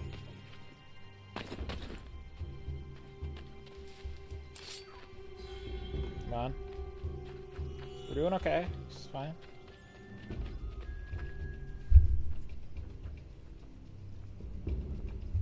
You must be here for my new friend. I was dumping a load and he went straight in. Lucky I wasn't in there. Very. What are you thinking, Miriam? Flush and fire. Norse can back off. One of us goes in there to draw him out, and the other waits out here to shoot. I will go in. That seems reasonable. It is a little sad that we're just hunting down this unique wildlife, but at the same time, I guess it wasn't as thought of that way at the time. I pressed the button! What are you doing? Huh? Nice shot! Thank you, Miriam. It didn't go as I thought it would, to be honest. Okay. Failing is fine, I guess. Now she can make level 2 goods as well. Pretty good, pretty good.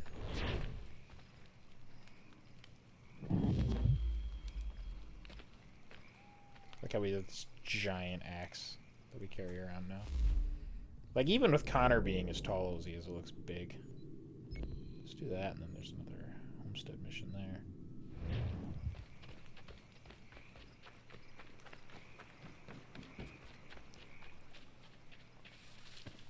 We need to get some beaver pelts, though.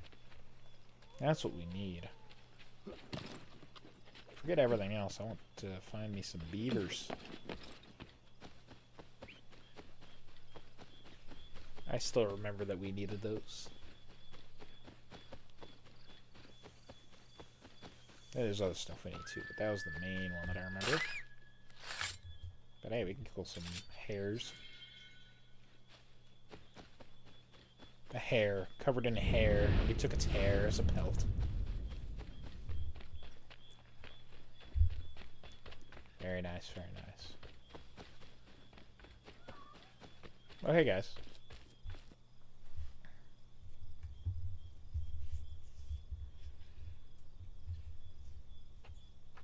Hello, Connor. Hello. Is something the matter? No, nothing that need worry you. I would not pry, but please know that if there was anything I could do to help, I would. It's all right. Connor already knows half of it. As you know, we've been trying to have a child, Connor, for a long time. Thus far, we've not been blessed even once. It takes its toll after a time. You must not force such things. Nature will grant you with a young one when the time is right. We hope you're right, Connor. At the very least, we are at peace here. I hope they can manage. They're quite kind people.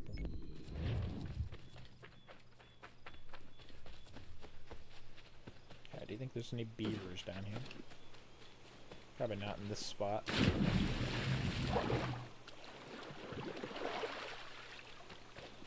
Suspect I'm not gonna be able to climb this, am I? No.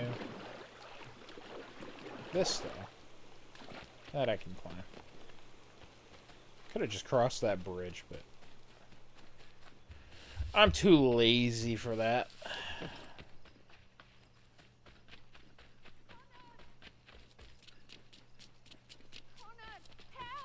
What's up, Kath? Is it Catherine? Connor! Connor! Yeah. Some lout's trying to break into our house! He's armed! I'm getting the boys! Find them. I will handle it.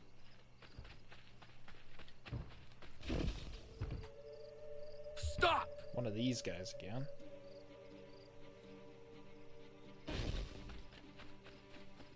Oh, you're done for. You're not getting away. Where do you think you're going? You can run, and you probably want to hide. It'd be helpful if I, like, was jumping in the right direction from the get-go. Beaver. Something's amiss. Hey guys, don't worry. Just me. Chasing down the guy that was busting into your house. Best I can. We gotta get him.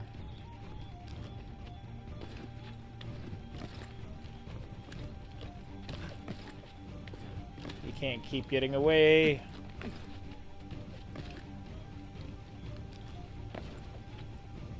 Come on, Connor.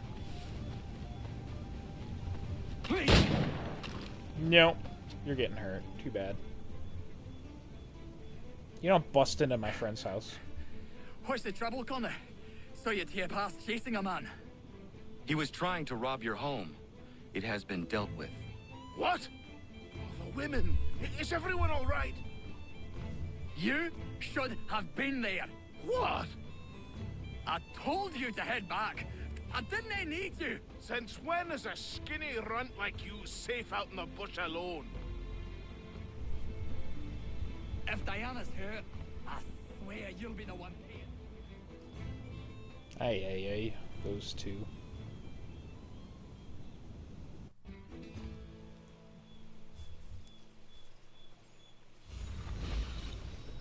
There we go.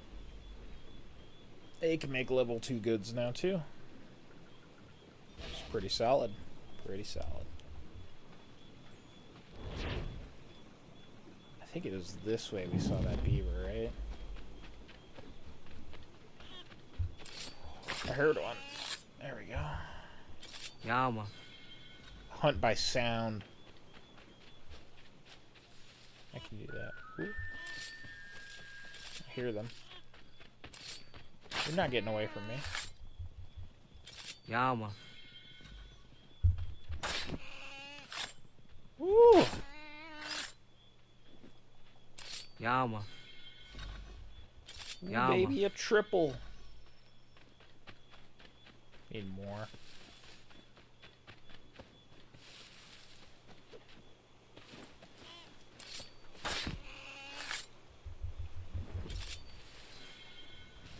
Sorry, I have deliveries to make. You guys have to die.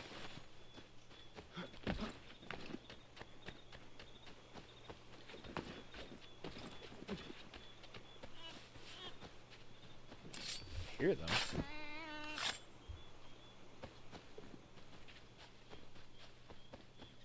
No. Oh, you might get away if I keep running into trees. But you didn't. Yeah, man. There we go. So we'll have enough for those deliveries at least. I know we didn't make some buttons too. We should see if we can do that when we get the chance. We have the recipe for buttons. If memory serves. Alright, let's check the other side of the river for more beavers.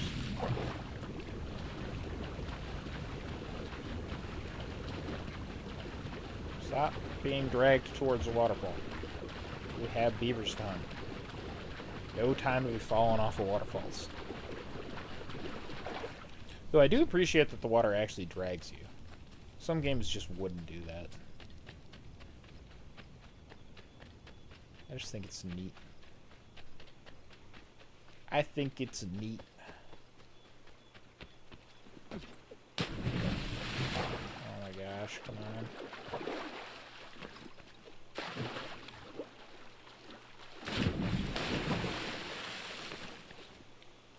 There we go. I don't think there's going to be much on the side looking at it here, though. With the much steeper hills. Doesn't seem like it'd be very promising for hunting beavers. So far it has not been, so I'm gonna say we'll find more beavers later. We have a new mission. Alright, well, let's do that. If the game has more mission, we do more mission. Those are just the rules.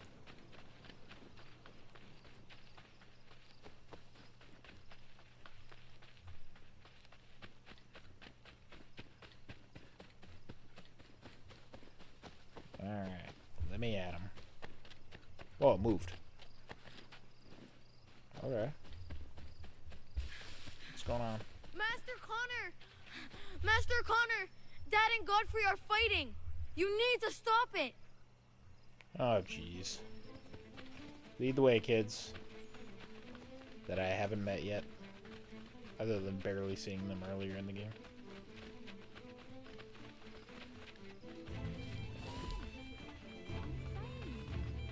So funny how tall he is compared to them. Didn't I need your help? Oh, if you'd listened, none of this would have happened. Terry, I'm fat.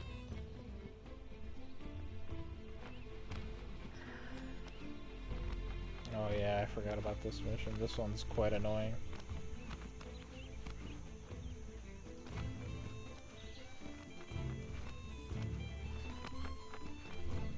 You need some sense. Oh my god, stop.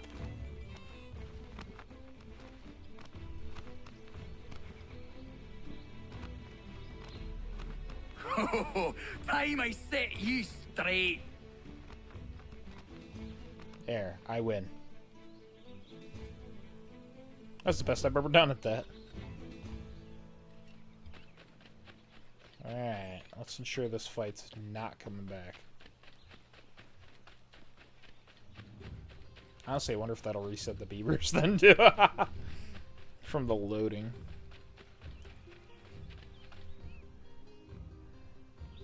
You alright? There's no need for this. Yeah, he's a blockhead. He'll cool off in a spell. Just needs some time is all.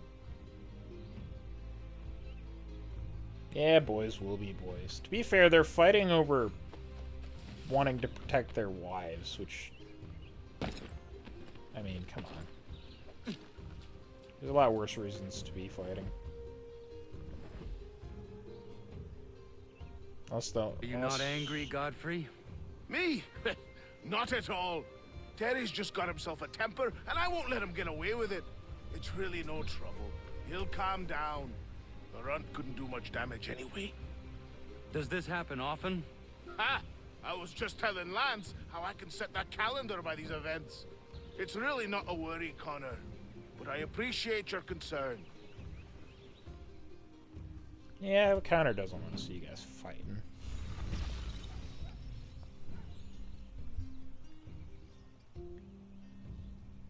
Very nice.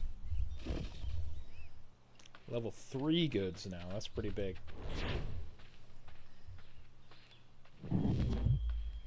You can see, like, I love that they actually change how everything looks. There's more built now.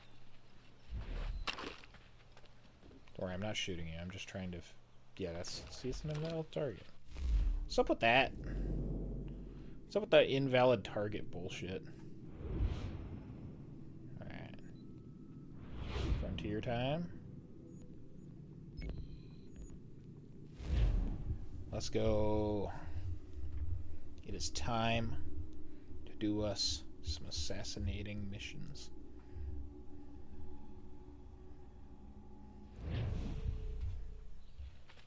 Okay.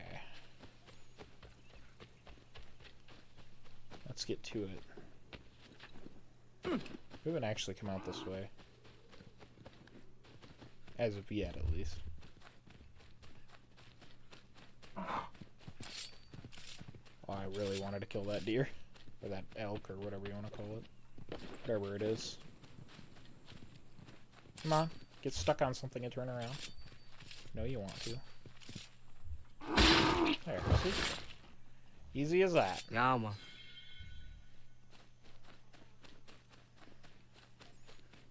Just map out this little corner up here, why not?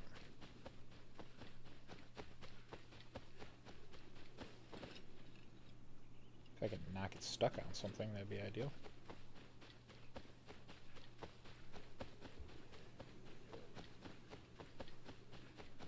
There we go, it's less fogged now.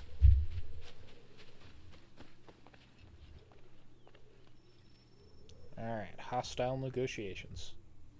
Izzy not gonna daradit ganus de ne Johnson's yunja der rocksta. Guahiganzi what ne ganun haradun hagedum. The got their hard at Guacanto. Alright.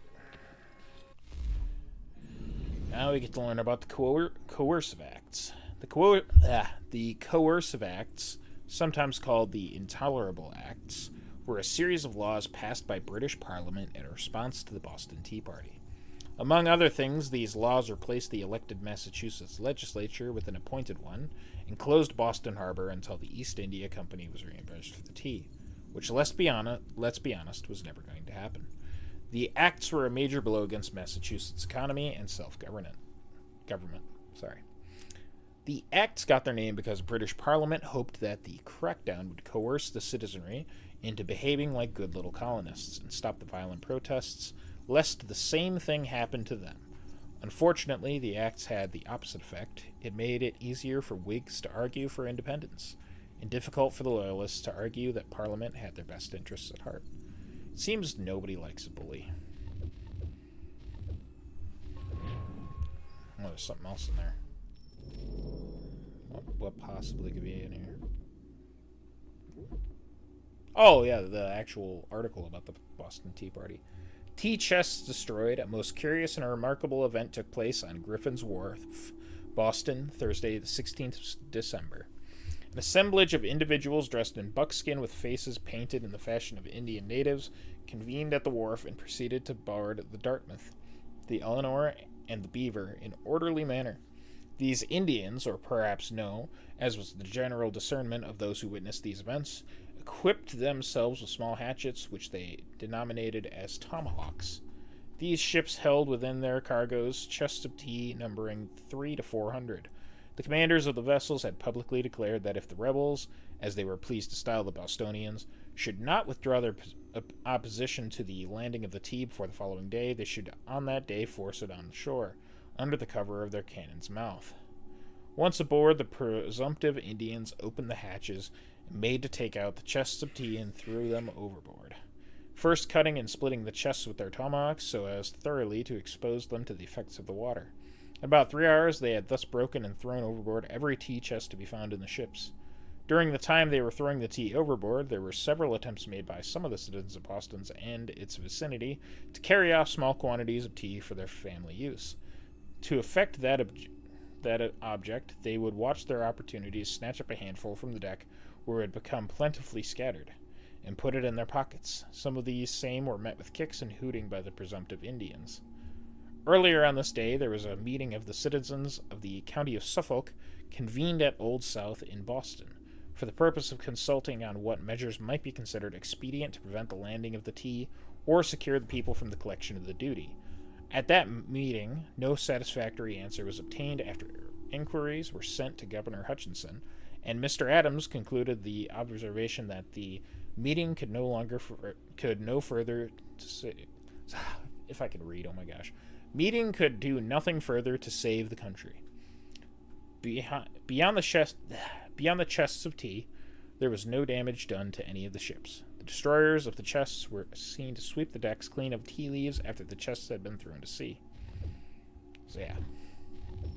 Apologies, I'm just not able to speak tonight, I don't think. Yeah. Needless to say, it's neat to actually hear how it was written at the time sometimes. This is one of the only games that really does that with these events. Alright.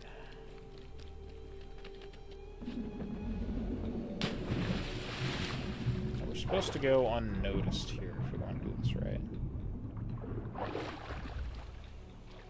I don't know how close we can get without getting ourselves in danger.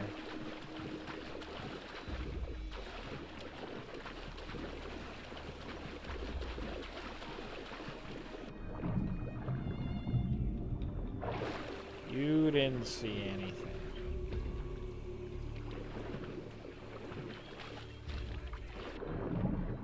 I actually need him to knock him over here because I won't be able to get out of the water.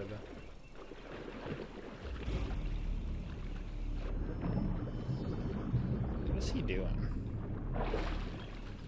Turn around. I'm gonna climb up.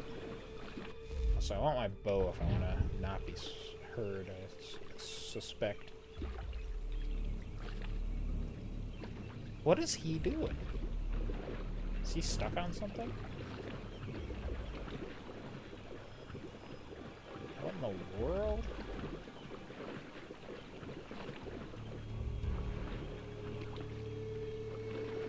I'm about to not care. You have 5 seconds to turn around or I'm not caring. Okay, I don't care anymore. Whatever. Who cares? Who cares? These enemies literally, if they even get the slightest hint of you, will literally never turn around. Ever. It's so dumb. Why do I care about doing the fucking side objectives? I don't care. Just die. I got fucking places to be.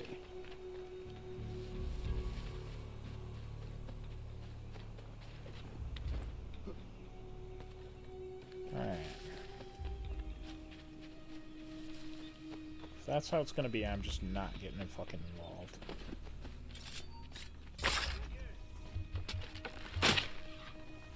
Get fucked.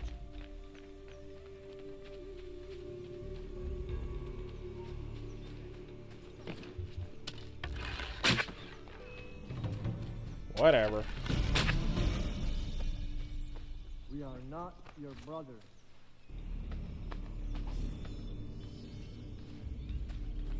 You seek land, true enough. Land that is not yours, nor any person. There are those who would betray and manipulate you. Worse yet, the land by force. We are all too aware of the expeditions your people send against us. What do you mean, Mike? We are all one. We should act this stuff. How? By signing our lands over to you? Then we'll be as one in your debt forever? Sir William may have a point. What hope have we against their black powder and iron? The spirits will guide us, as they always have. Did they not guide us here? Yes, that we might unmask the great betrayer. This is a mistake. We should sign. Ah, that's our friend, I believe.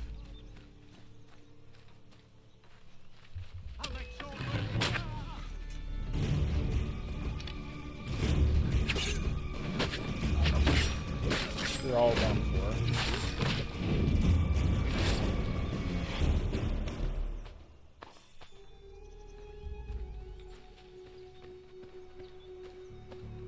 Those guys are just guarding, it seems.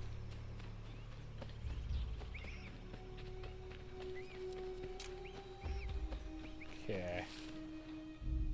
Peace! Peace! Have I not always been an advocate? Have I not always sought to protect you from harm? If you wish to protect us, Then give us arms, muskets and horses that we might defend ourselves. War is not the answer. We remember, Stanwix. We remember you moved the borders. Even today your men dig up the land, showing no regard for those who live upon it. Your words are honeyed, but false. We are not here to negotiate, nor to sell. We are here to tell you and yours to leave these lands. So be it. I offered you an olive branch, and you knocked it from my hand. Perhaps you'll respond better to the sword. Are you threatening us? Yes. Alright, the Treaty of Fort Stanwix. Signed 1768. This treaty was meant to resolve ongoing land disputes between the indigenous peoples and ever-encroaching colonists. King George III had established a boundary line in 1763, but it had no basis in reality. Colonists were already living west of the line when it was drawn. Not to mention the land wasn't really the king's to divvy up. I'm sure that just slipped his mind. Kings can be notoriously forgetful, the poor darlings, when it comes to the rights of others. Members of the Iroquois Confederacy met with William Johnson at Fort Stanwix to negotiate a new boundary line on behalf of themselves and other smaller nations, like the Shawnee. I use the term negotiate rather lightly. In reality, the Iroquois didn't have much choice in signing the agreement.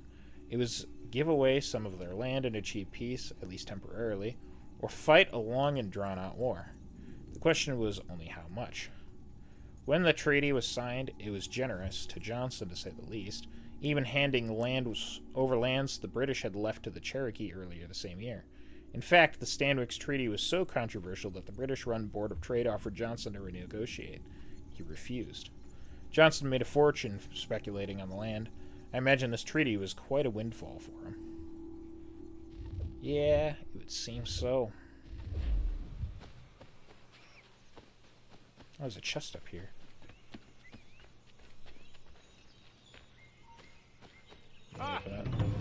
Come on! Oh my god. I just wanted to open the chest, you fuck! I don't care, let him run. It'll reset them. If he gets far enough away, right? Yeah, I don't care.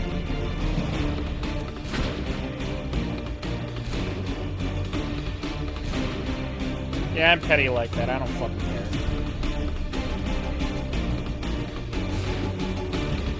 Wow, this is so exciting.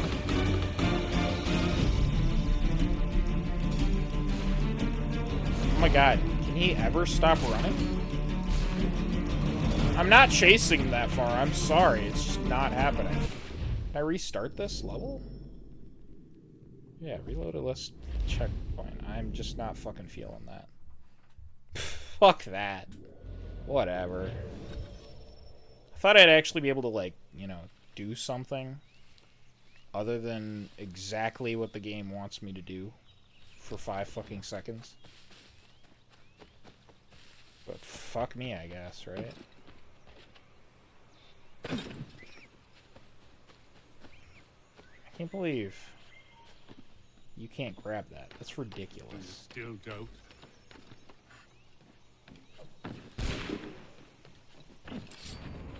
Why, Connor? Why would you go to them? Oh my god. I thought he was gonna get away again. That was so dumb. Oh no. What have you done? Ensured an end to your schemes. You sought to claim these lands for the Templars. Aye, that we might protect them. Do you think that good King George lies awake at night, hoping that no harm comes to his native subjects? Or that the people of the city care one whit about them? Oh, sure. The colonists are happy to trade when they need food or shelter, or a bit of extra padding for their armies. But when the walls of the city constrict, when there's crops that need soil, when there's no more enemy to fight, we'll see how kind the people are then. The colonists have no quarrel with the Iroquois. Not yet, but they will. 'Tis the way of the world. In time, they'll turn. I could have stopped it. I could have saved you all. You speak of salvation, but you were killing them. Aye, because they would not listen.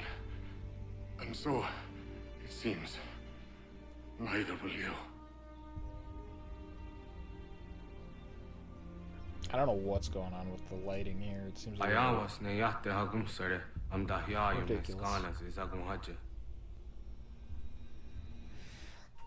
Ay ay ay.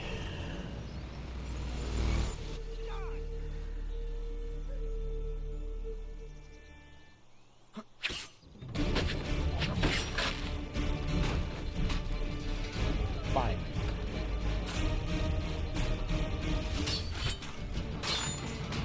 Oh, it's a big guy, so I can't actually do that. Cool. Oh yeah, I forgot. Getting one kill isn't fast enough to get another kill.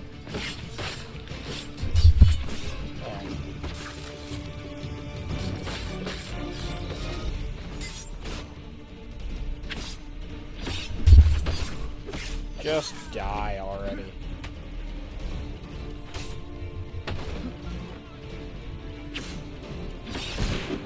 Oh my god.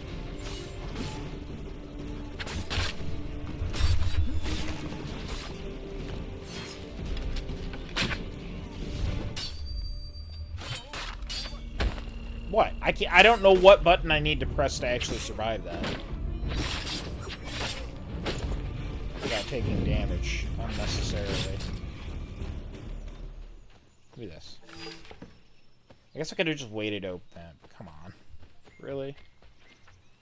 Alright, we're looting a few people. We got money at least. That's good.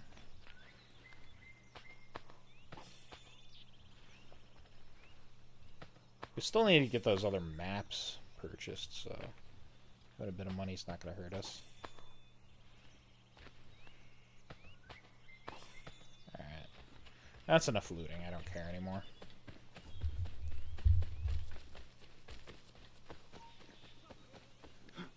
Yeah, it's stuff like that that make this not my top on my list. This particular game is great in some ways, and then just fails spectacularly in others.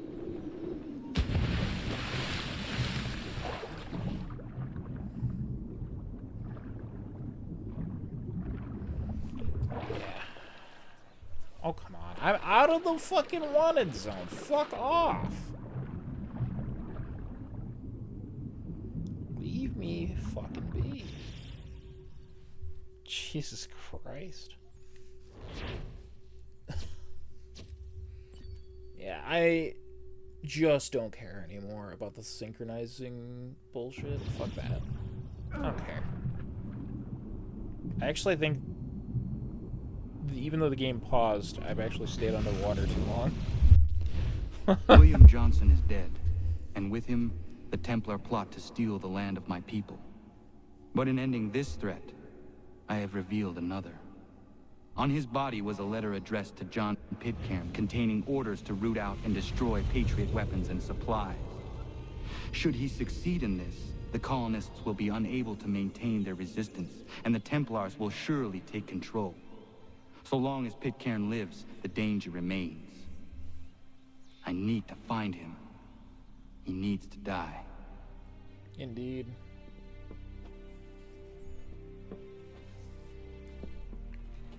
I thought it might bring clarity or instill a sense of accomplishment, but all I feel is regret. Hold fast to that. Such sacrifices must never come lightly. I had to do it. Not only for my people, but for all the others Johnson would have harmed. It's a start. But to truly be free of Templar influence, all of them must be dealt with in turn. Even your father. I know. You speak the words, but do you believe them? Seems we've company.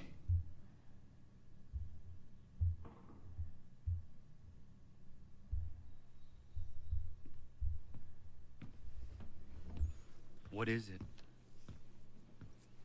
A request for aid from Paul Revere. Seems the Redcoats are up to something in Boston. Guess you made an impression on the Sons of Liberty. They mistake me for one of their own. Please tell Mr. Revere he has my sympathies, but I cannot help at present. You might wish to reconsider. John Pitcairn is mentioned by name. Where am I to go? Mr. Revere's house in Boston. If you'd like, I can... Connor, you can at least be a little nice. Alright, let's see if we can craft anything cool.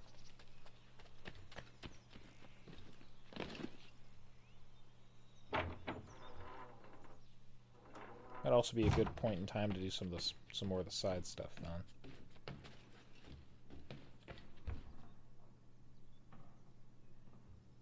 No, not immediately, I suspect.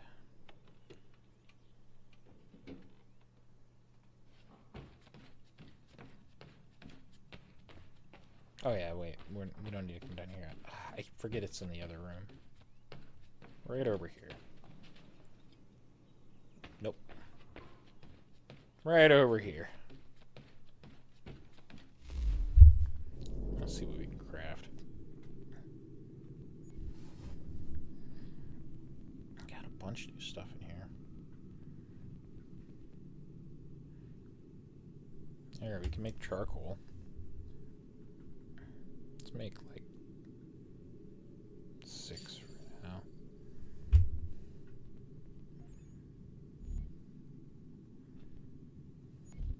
Oh, you're purchasing charcoal, sorry. So here's all the unique stuff again. We can actually... Oh, we need the artisan. Or sorry, we need the blacksmith for that. We haven't gotten all of them yet. Never mind. That's pointless then. How do I craft the...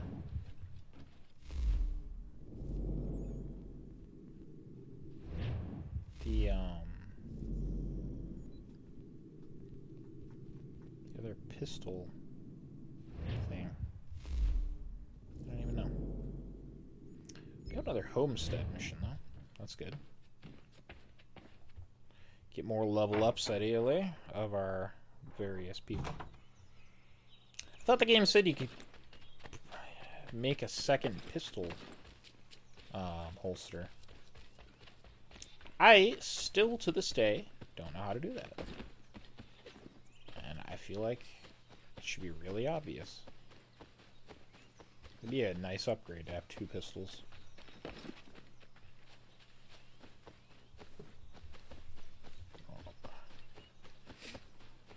It'd be pretty sweet, methinks.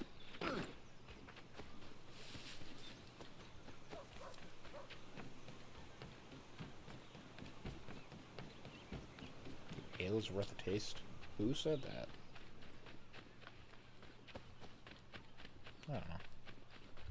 We'll not worry about that.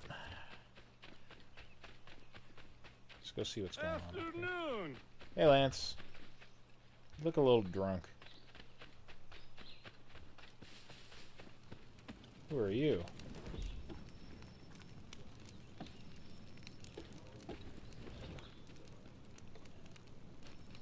There we go.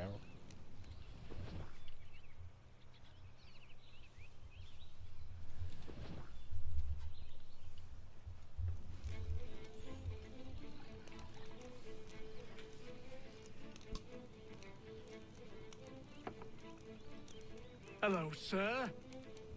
Would you like a draught of ale or some bread and cheese?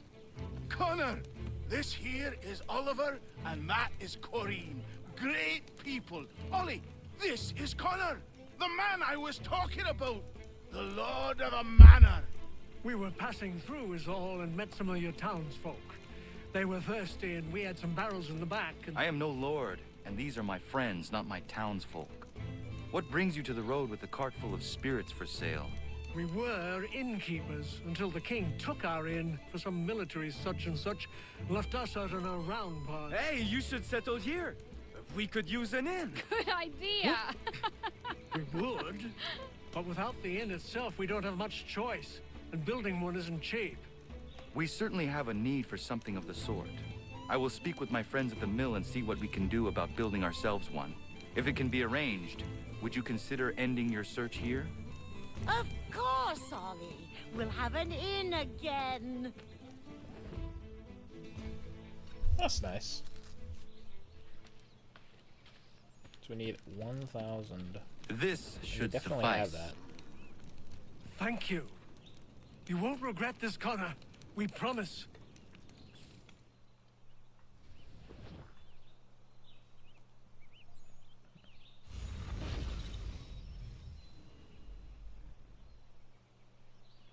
Very nice. Imagine only needing 1,000 of what is equivalent to, like, I guess it's not really equivalent to the US dollar in the modern day, but you know what I mean. Like, imagine having $1,000 and, like, not just buying that, enough money to build that. That's wild. I think he's in there, so let's go talk to him. Yeah, $1,000 for all this? In this economy? I don't think so. Are you guys just smoking in here? Build you this nice building and you're smoking. Connor, what brings you? I was passing by and I thought I would stop in and see how you were faring. Well, that's nice of you. Well, my boy, we are faring very well. Between those who live here, the sailors coming and going from the pier, not to mention the travelers, our beds are always full and our taps are always flowing. I am pleased things have worked out for you here. As are we, Connor. I'd be lying if I told you we weren't worried when we were ousted from our old place.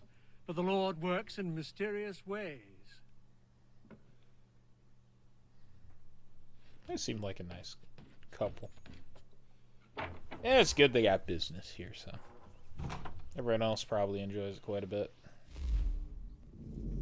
Ooh. That's giving us a mission back here.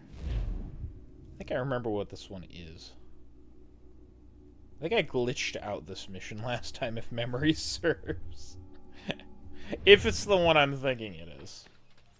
Which it very well could be, considering it's in the house here.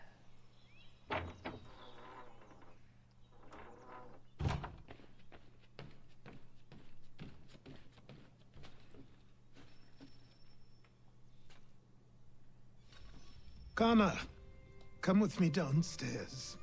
Should I search for something to fill that space? No rush. Eventually the right piece will present itself. As you wish. There's a chest in a cave on the edge of the property. Could you retrieve it for me? I would go myself, but these old bones prevent me from getting to it. Well. Take Norris with you. The cave entrance is blocked with heavy stone and will need to be cleared one way or another. Yeah, it is that mission. I don't remember exactly what happened. All I know is last time I did this mission, I very much so glitched it. I don't remember what I managed to do. Oh no, I think I know. I'm pretty sure what I ended up having happen. Oh, I won't spoil it. I won't spoil it.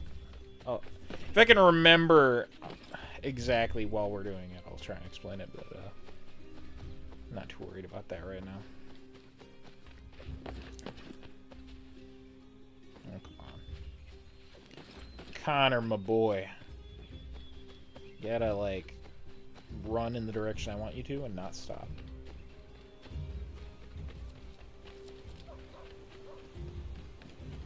Still need to look for some more beavers sometime, but not right now. Not super important at this moment.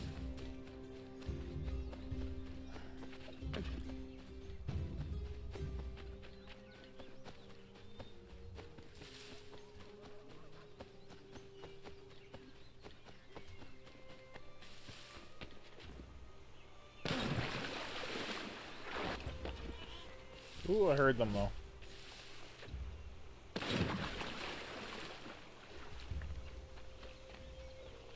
Where did they run? There's one. There's two. Alright. Gotcha, beavers. Sounds so sad when you kill them. So unfortunate. Beavers don't deserve to be treated this way. They're just silly little creatures that like to build dams. These are raccoons. They're just little trash pandas. But you know what? We just gotta kill them. It's just how it is. I don't make the rules. The game does. Hey, Norris.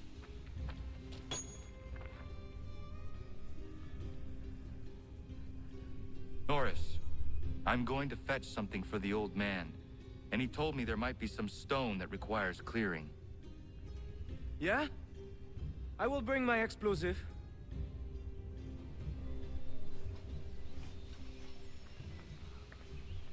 Good on you, Norris. You know what to do. Miriam is interesting. Certainly not your typical colonial woman. A deadly shot. She brought down that cougar. She is strong, capable.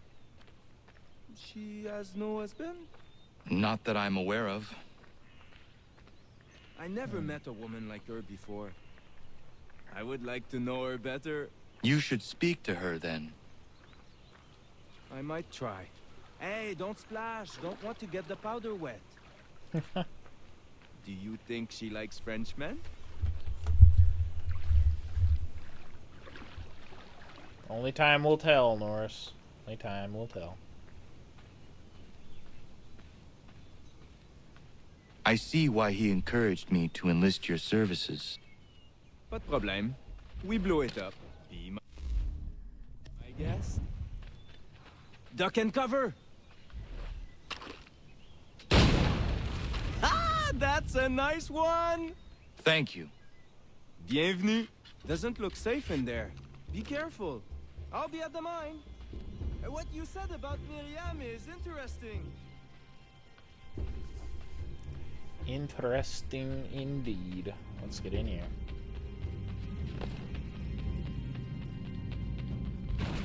Ooh, that was close.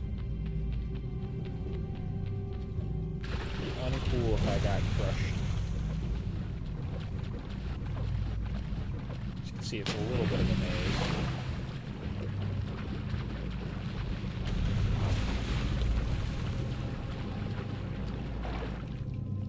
All I'm saying is I definitely would not go in this cave.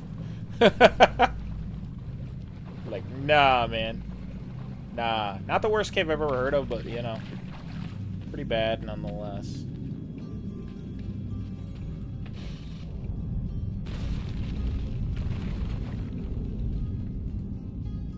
Neat.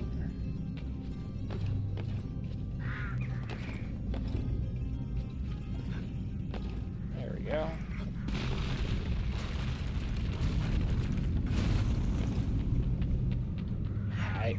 I know for a fact I glitched this the last time I did this. I feel like I did something to get killed in the cave, and then ended up in the cave after I respawned. But this timer was already spent, so I don't know how I managed to get out. I think it just kind of like let me out at that point. Because as you can probably guess, the cave is meant to be collapsing, so you have a limited time to get out. Thanks. It's a good thing those didn't land on me and conveniently just fell directly in front of me and didn't hurt me at all.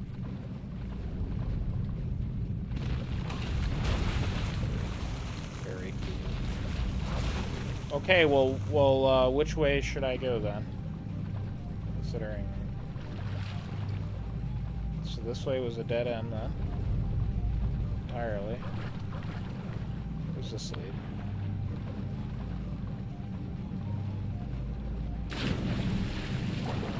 Does this will collapse? No? One of these two pass will. Probably. I say that's definitely gonna collapse.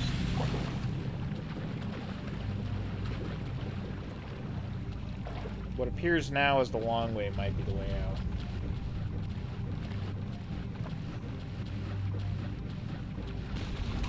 Oh my gosh, Connor. We need to get out of here, Connor. We don't have time. Wait a minute. Actually, what? Hold on. I'm totally lost. That's blocked. I'm actually done for. I don't know which way was which. How do I get out? Come on! Stop getting stuck on the walls, dude! What? Well, where the fuck am I going? What the fuck? Am I crazy? Like, there wasn't a way through. Oh, that's so dumb. I've never, like, died because of that. That was super dumb. Okay, fine. Let's go, let's go, let's go, let's go, let's go. I don't like replaying the same thing because of dumb bullshit. Come on. Today, please. Drop. Don't even worry about it. That collapses. Let me go this way. Let's go not that way. Does this one collapse? No? Okay.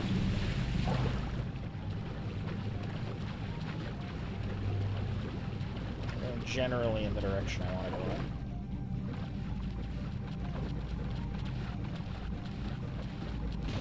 Yeah, I don't think I've ever failed to get out of here before. That was ridiculous.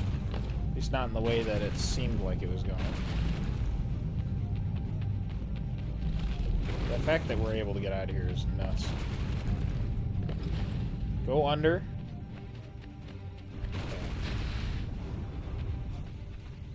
That was close. Yeah, that was Connor.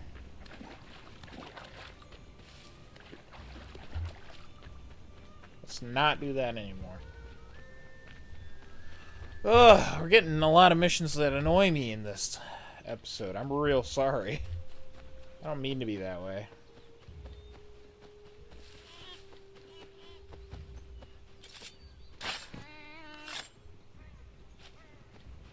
Forget clubbing baby seals.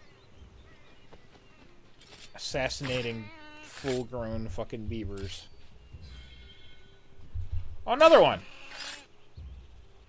Jeez, the whole fucking family was here. Got mom, dad, and the kids. Yama. I don't feel good about that, but you know what? I need their materials. So I'll take it.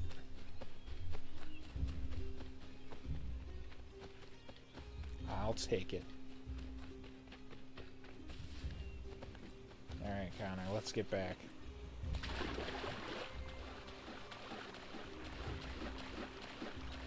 It's really not what I was hoping it would be down here. Okay, go to that side of the river then. This whole side's a cliff.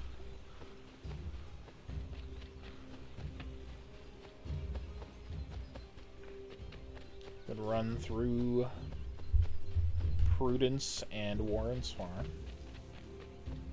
and be on our way.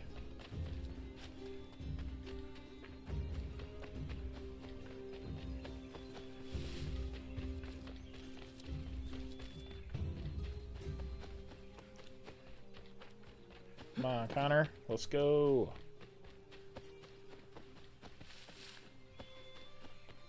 I was afraid I can run ever so slightly faster if I hold down the X button.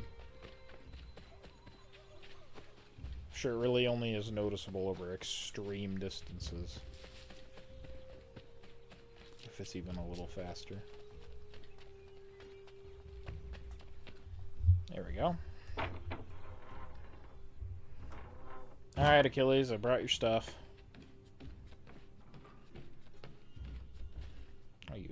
closed it? For what purpose?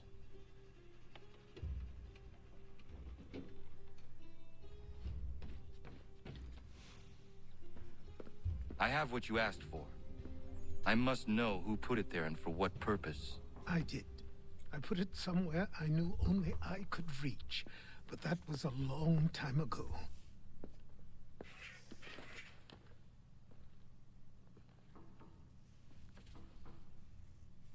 Who does that belong to? These were the robes of the first assassin to come to the colonies.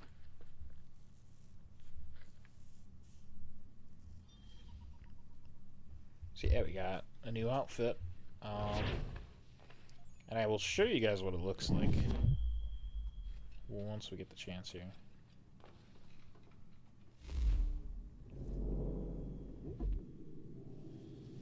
Alright, so we got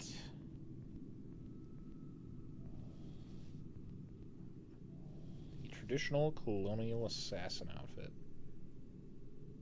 Which, yes, comes with the hat and everything.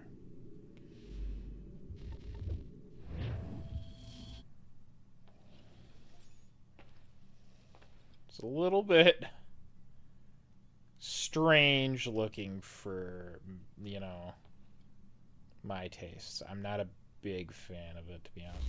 The actual, like, most of the outfit's good. I just don't like the hat thing on the top. Let's go back to the Jamestown outfit. I like that one.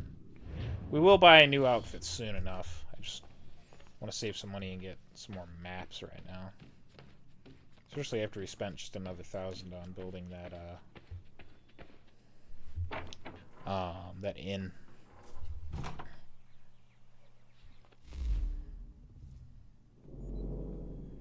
We do have another homestead mission over here. I believe I remember what this one is. If memory serves, it's to do with something that we heard Norris talking about.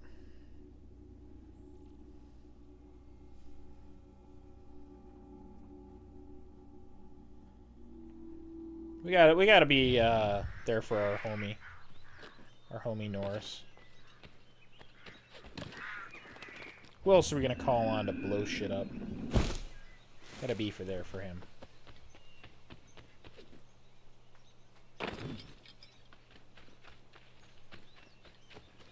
I know that there's a lot of people that subscribe to the philosophy of bros before hoes, but like, come on, you gotta be a good wingman. I'm just saying.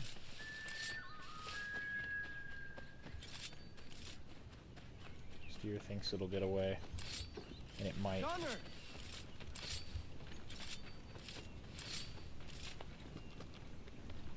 If I didn't climb that tree, I think I could have gotten that deer. I think I got away, lame.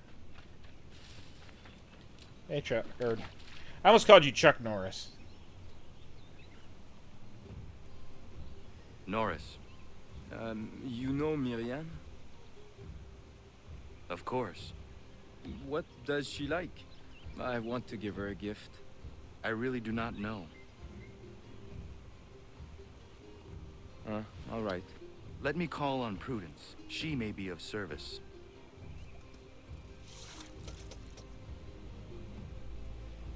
Okay. Smart plan, smart plan. To know what a woman likes, ask a woman.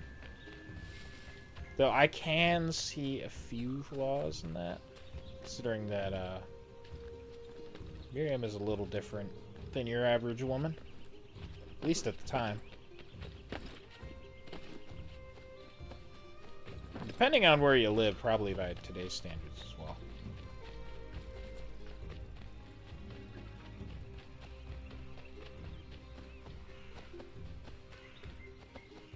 There definitely are places where a lot of women are really into hunting.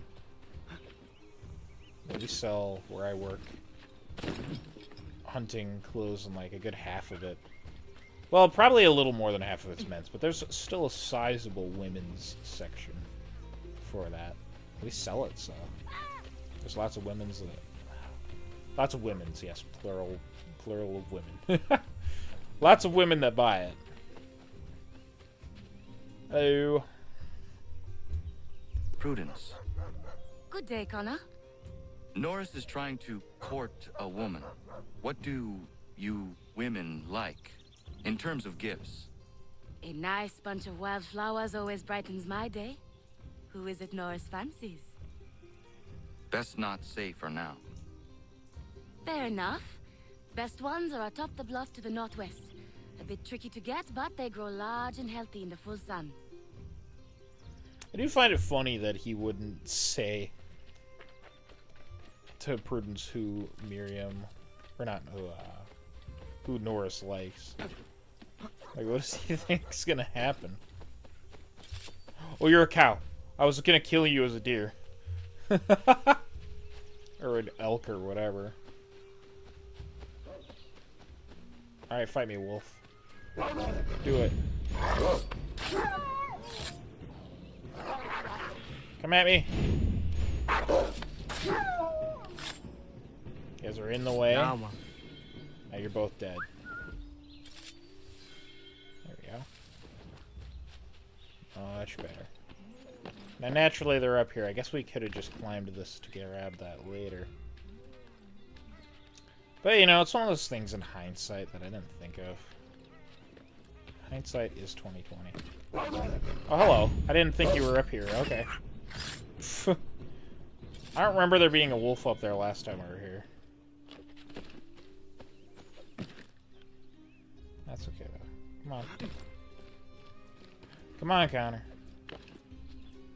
Gotta climb.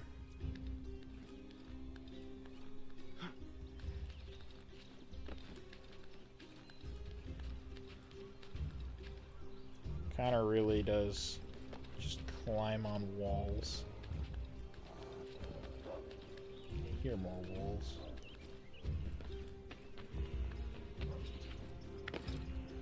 As if we needed to kill more.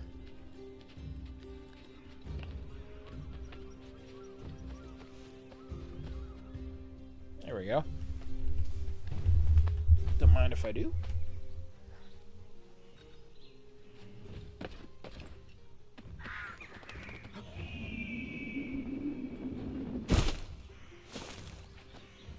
See, in this part, the music's kind of like muted a little bit.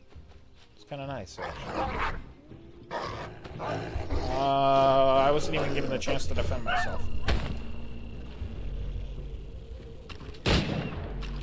Yeah, fuck you. I don't care if the pelt's ruined. You're not killing me. Yama. Yeah, whatever. If that wolf doesn't want to play by the rules, it gets a fucking bullet. It's just how it is. It's how it's gotta be. Oh, you got away from me, Lucky.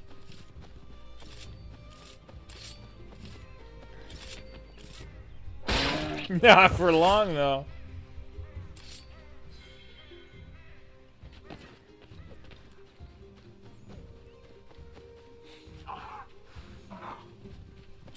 Oh, I almost had that deer. Are you broken? Okay, you know what? Take what we can get. Almost had both of those.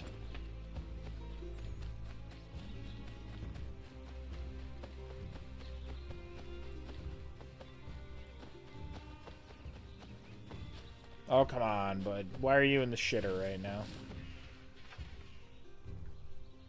Horace, are you in there?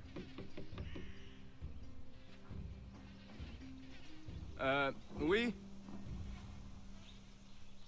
Oh. I will find you a little later then. No, it's all right. What is it?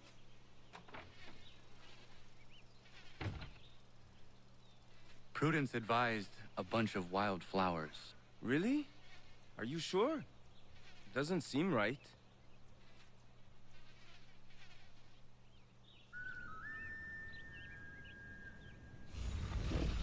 Well, we'll see what happens.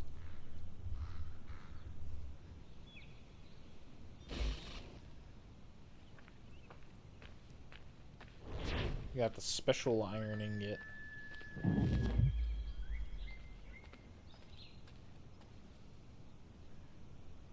Alright. That gives us 2 more little quests to do here. So we can just keep following these for a while.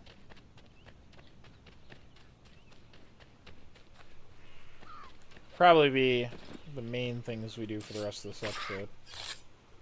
It's just doing some of the side stuff. It is actually, it may not seem important necessarily, but it is actually very important in some ways to, like, learning a few things in the game, because otherwise you will totally miss a certain piece of content.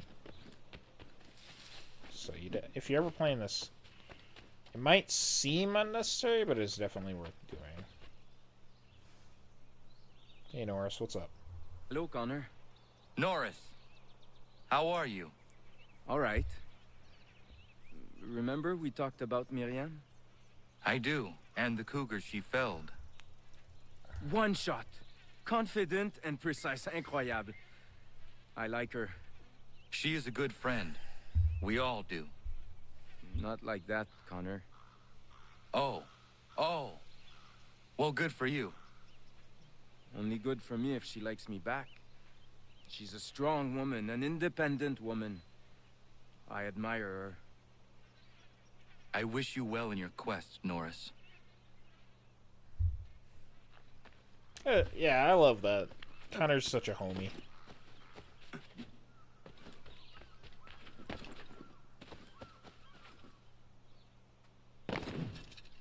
Like, as I've said before, out of all the assassins in the series, as long as you're on his good side, I feel like Connor would be easily the kindest to you. He's just a big softy if you're his friend. Oh, it's this Connor! machine. Fancy a bowl? No way you can take me. Let's do it. I see you are getting along again. Oh, aye. We're always at each other for one thing or another, but more often than not, we work it out in the end. It's just the thought of my family threatened got me hot under the collar. And Terry knows he couldn't beat me in a fight. You rat! That's why he built this bowls pitch, so he could beat me at something. Still can't though, can you, Terry? I was winning till Connor came along!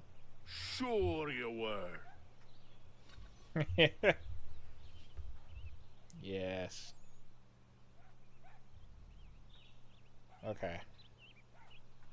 Oh, there we go. That's our aim. Let's go for over there, maybe.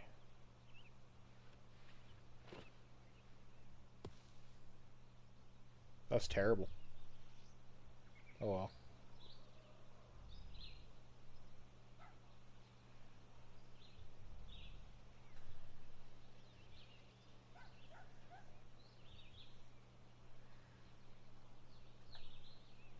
There we go. That's pretty good, right? No! Terrible!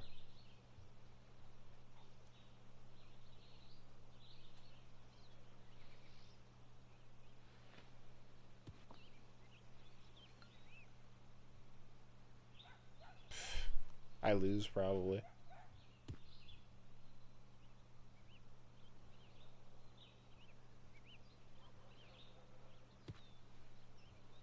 He's gonna get all the points. Sorry for you.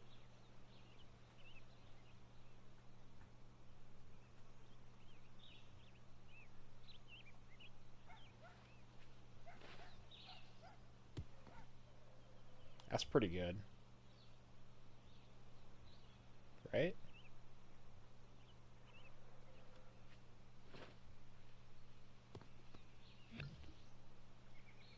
Hey, I'll take it.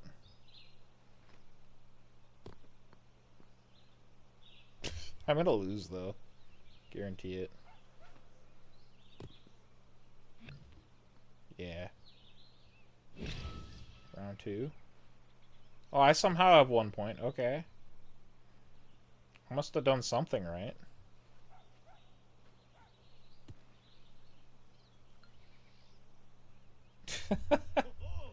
Love how this is like turned into fucking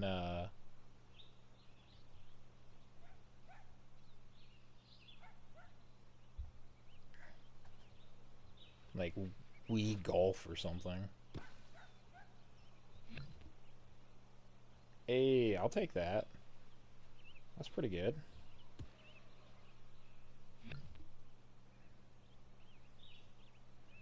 Alright, Godfrey. Sorry to tell you. I'm not allowed to do that. Mine.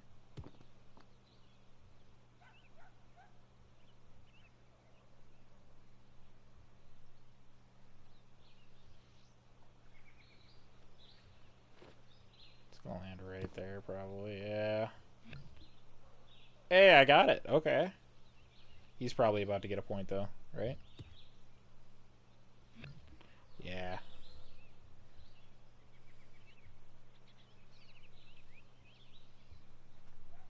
How's that looking?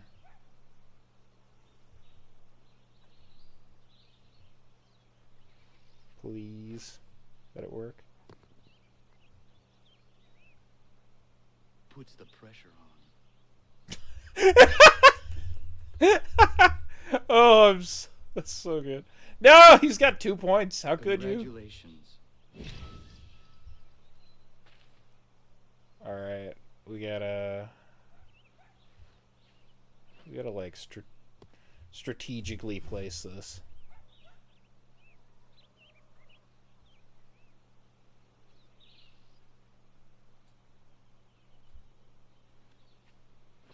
I feel like I should have landed it maybe a little further away. Yeah, I feel like I fucked up. Currently, I've got the point, but he's gonna get one closer, right? Yeah. That's how this always goes. I need to basically knock his away. Best shot since I started playing.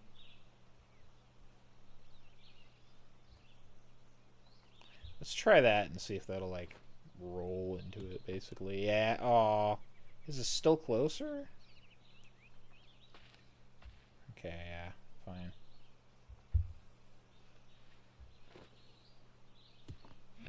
Oh, that's mine, yeah.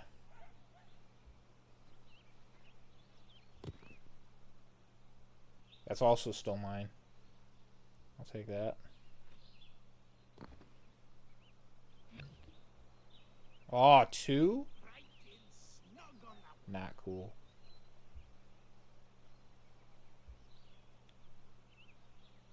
Okay. Let's be tactical about this. Well, I kind of fucked that up, I think. Please, game, be kind to me. I'll take the point, yeah. I'm happy with that. He's gonna get it, though, because, like, I fucked up still. I think. Yeah, he just stole that. What the fuck? Well done. It's like if you don't get the last turn, you basically lose.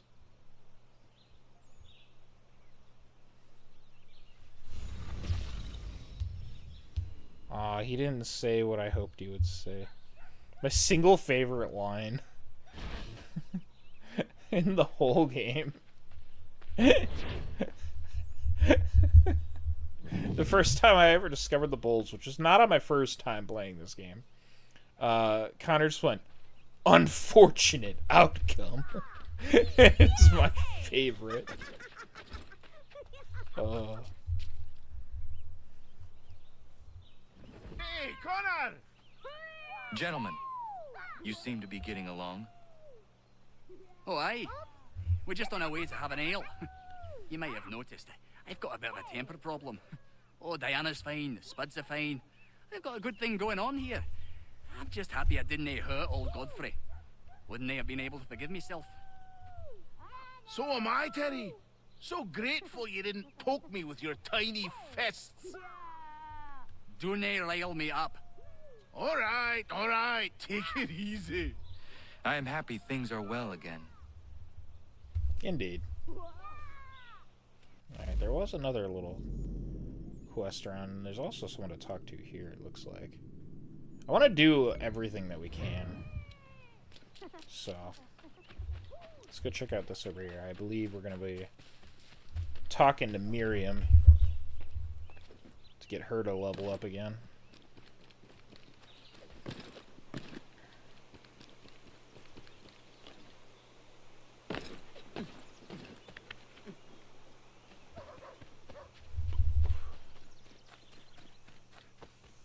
Let's see what we got going on. Oh no, it's Prudence and Warren again. And Lance.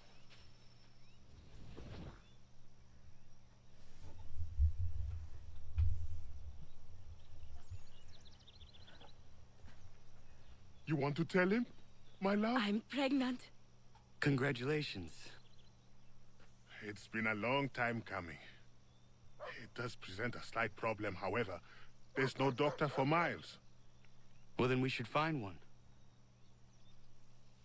I know of one that may consider moving here. His name is Dr. Lyle White.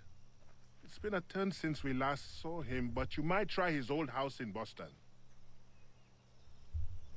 I can see what we can do.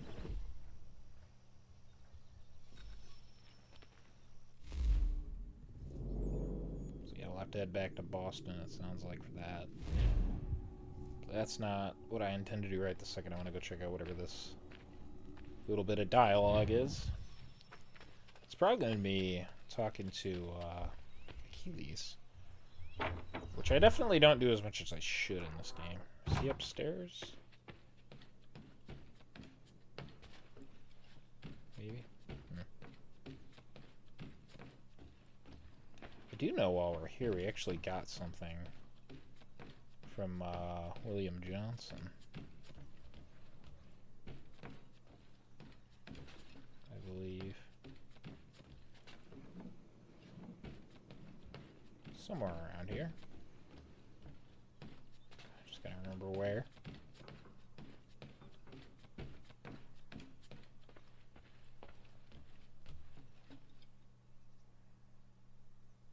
That's the memento from Kenya CO.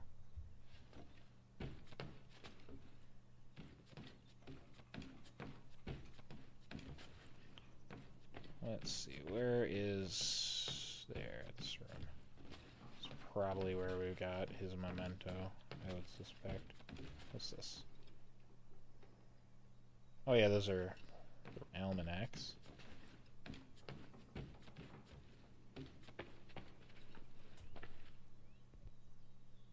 Some of our newspapers. Why is there another spider? Okay, this is not cool, dude. Not cool.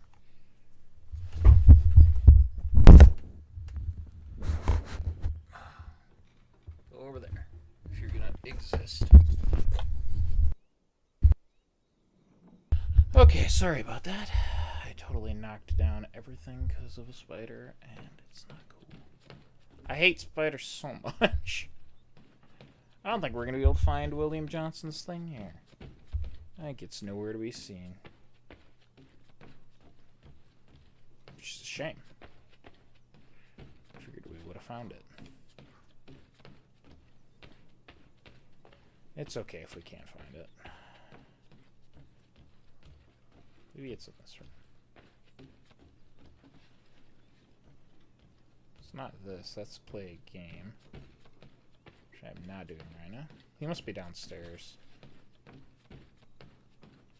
I don't know. We'll find all the stuff eventually.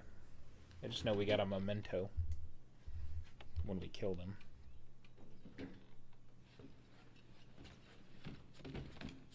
Hey, Achilles. You down here?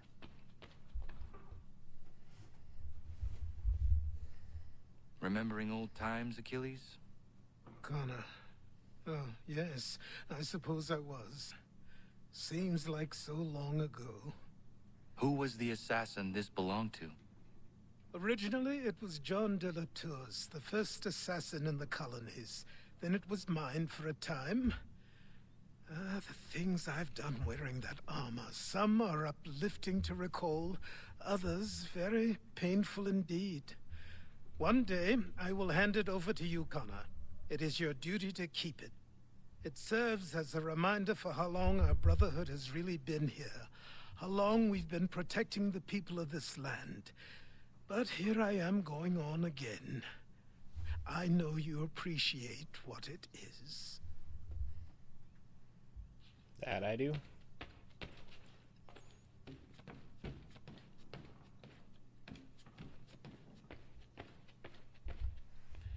Alright, let's see. the episode's probably going to be ended here in a minute.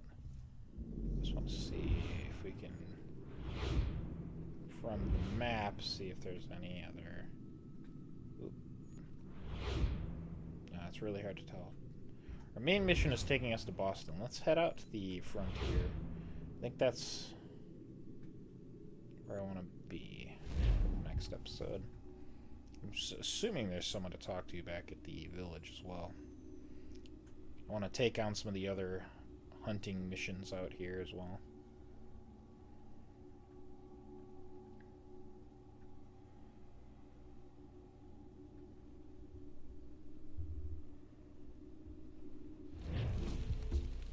Yeah, see if we can talk to someone here. How's it going? Yung weza ne agunga jata deko. Unde we nanda neka ti jetsia ja dujes. Yarde. Ay, hare, tizak ni gun hare. Oh na yawa ne toga don't humne. Oh na yawa ne toga za ezuradi. Godo hum sada tunge. Za ne yung godo to wina da unge. Giga na hoda ne gwa ni gun harha. Dosa zahterun. Iyan kia tak ni gun rane unjum kwe tak suma. Nek ya tunga yeri keko. That is a fair point. Amzu jo dansera.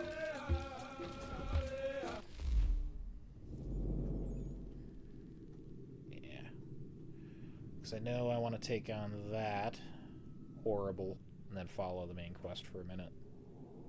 Oh no, did the video pause? Am I not live anymore? No, I think we're good. Okay. I genuinely thought it was down for a second. Okay. I think that's going to be a sign. I'm going to end the video here. I hope you guys have enjoyed. The next video on the channel is either going to be Oblivion or Minecraft. I do want to play more of those. So stay tuned for that if you are interested. And as always, I'll catch you in the next one. If my mouse works enough for me to click stop streaming. Catch you guys next time.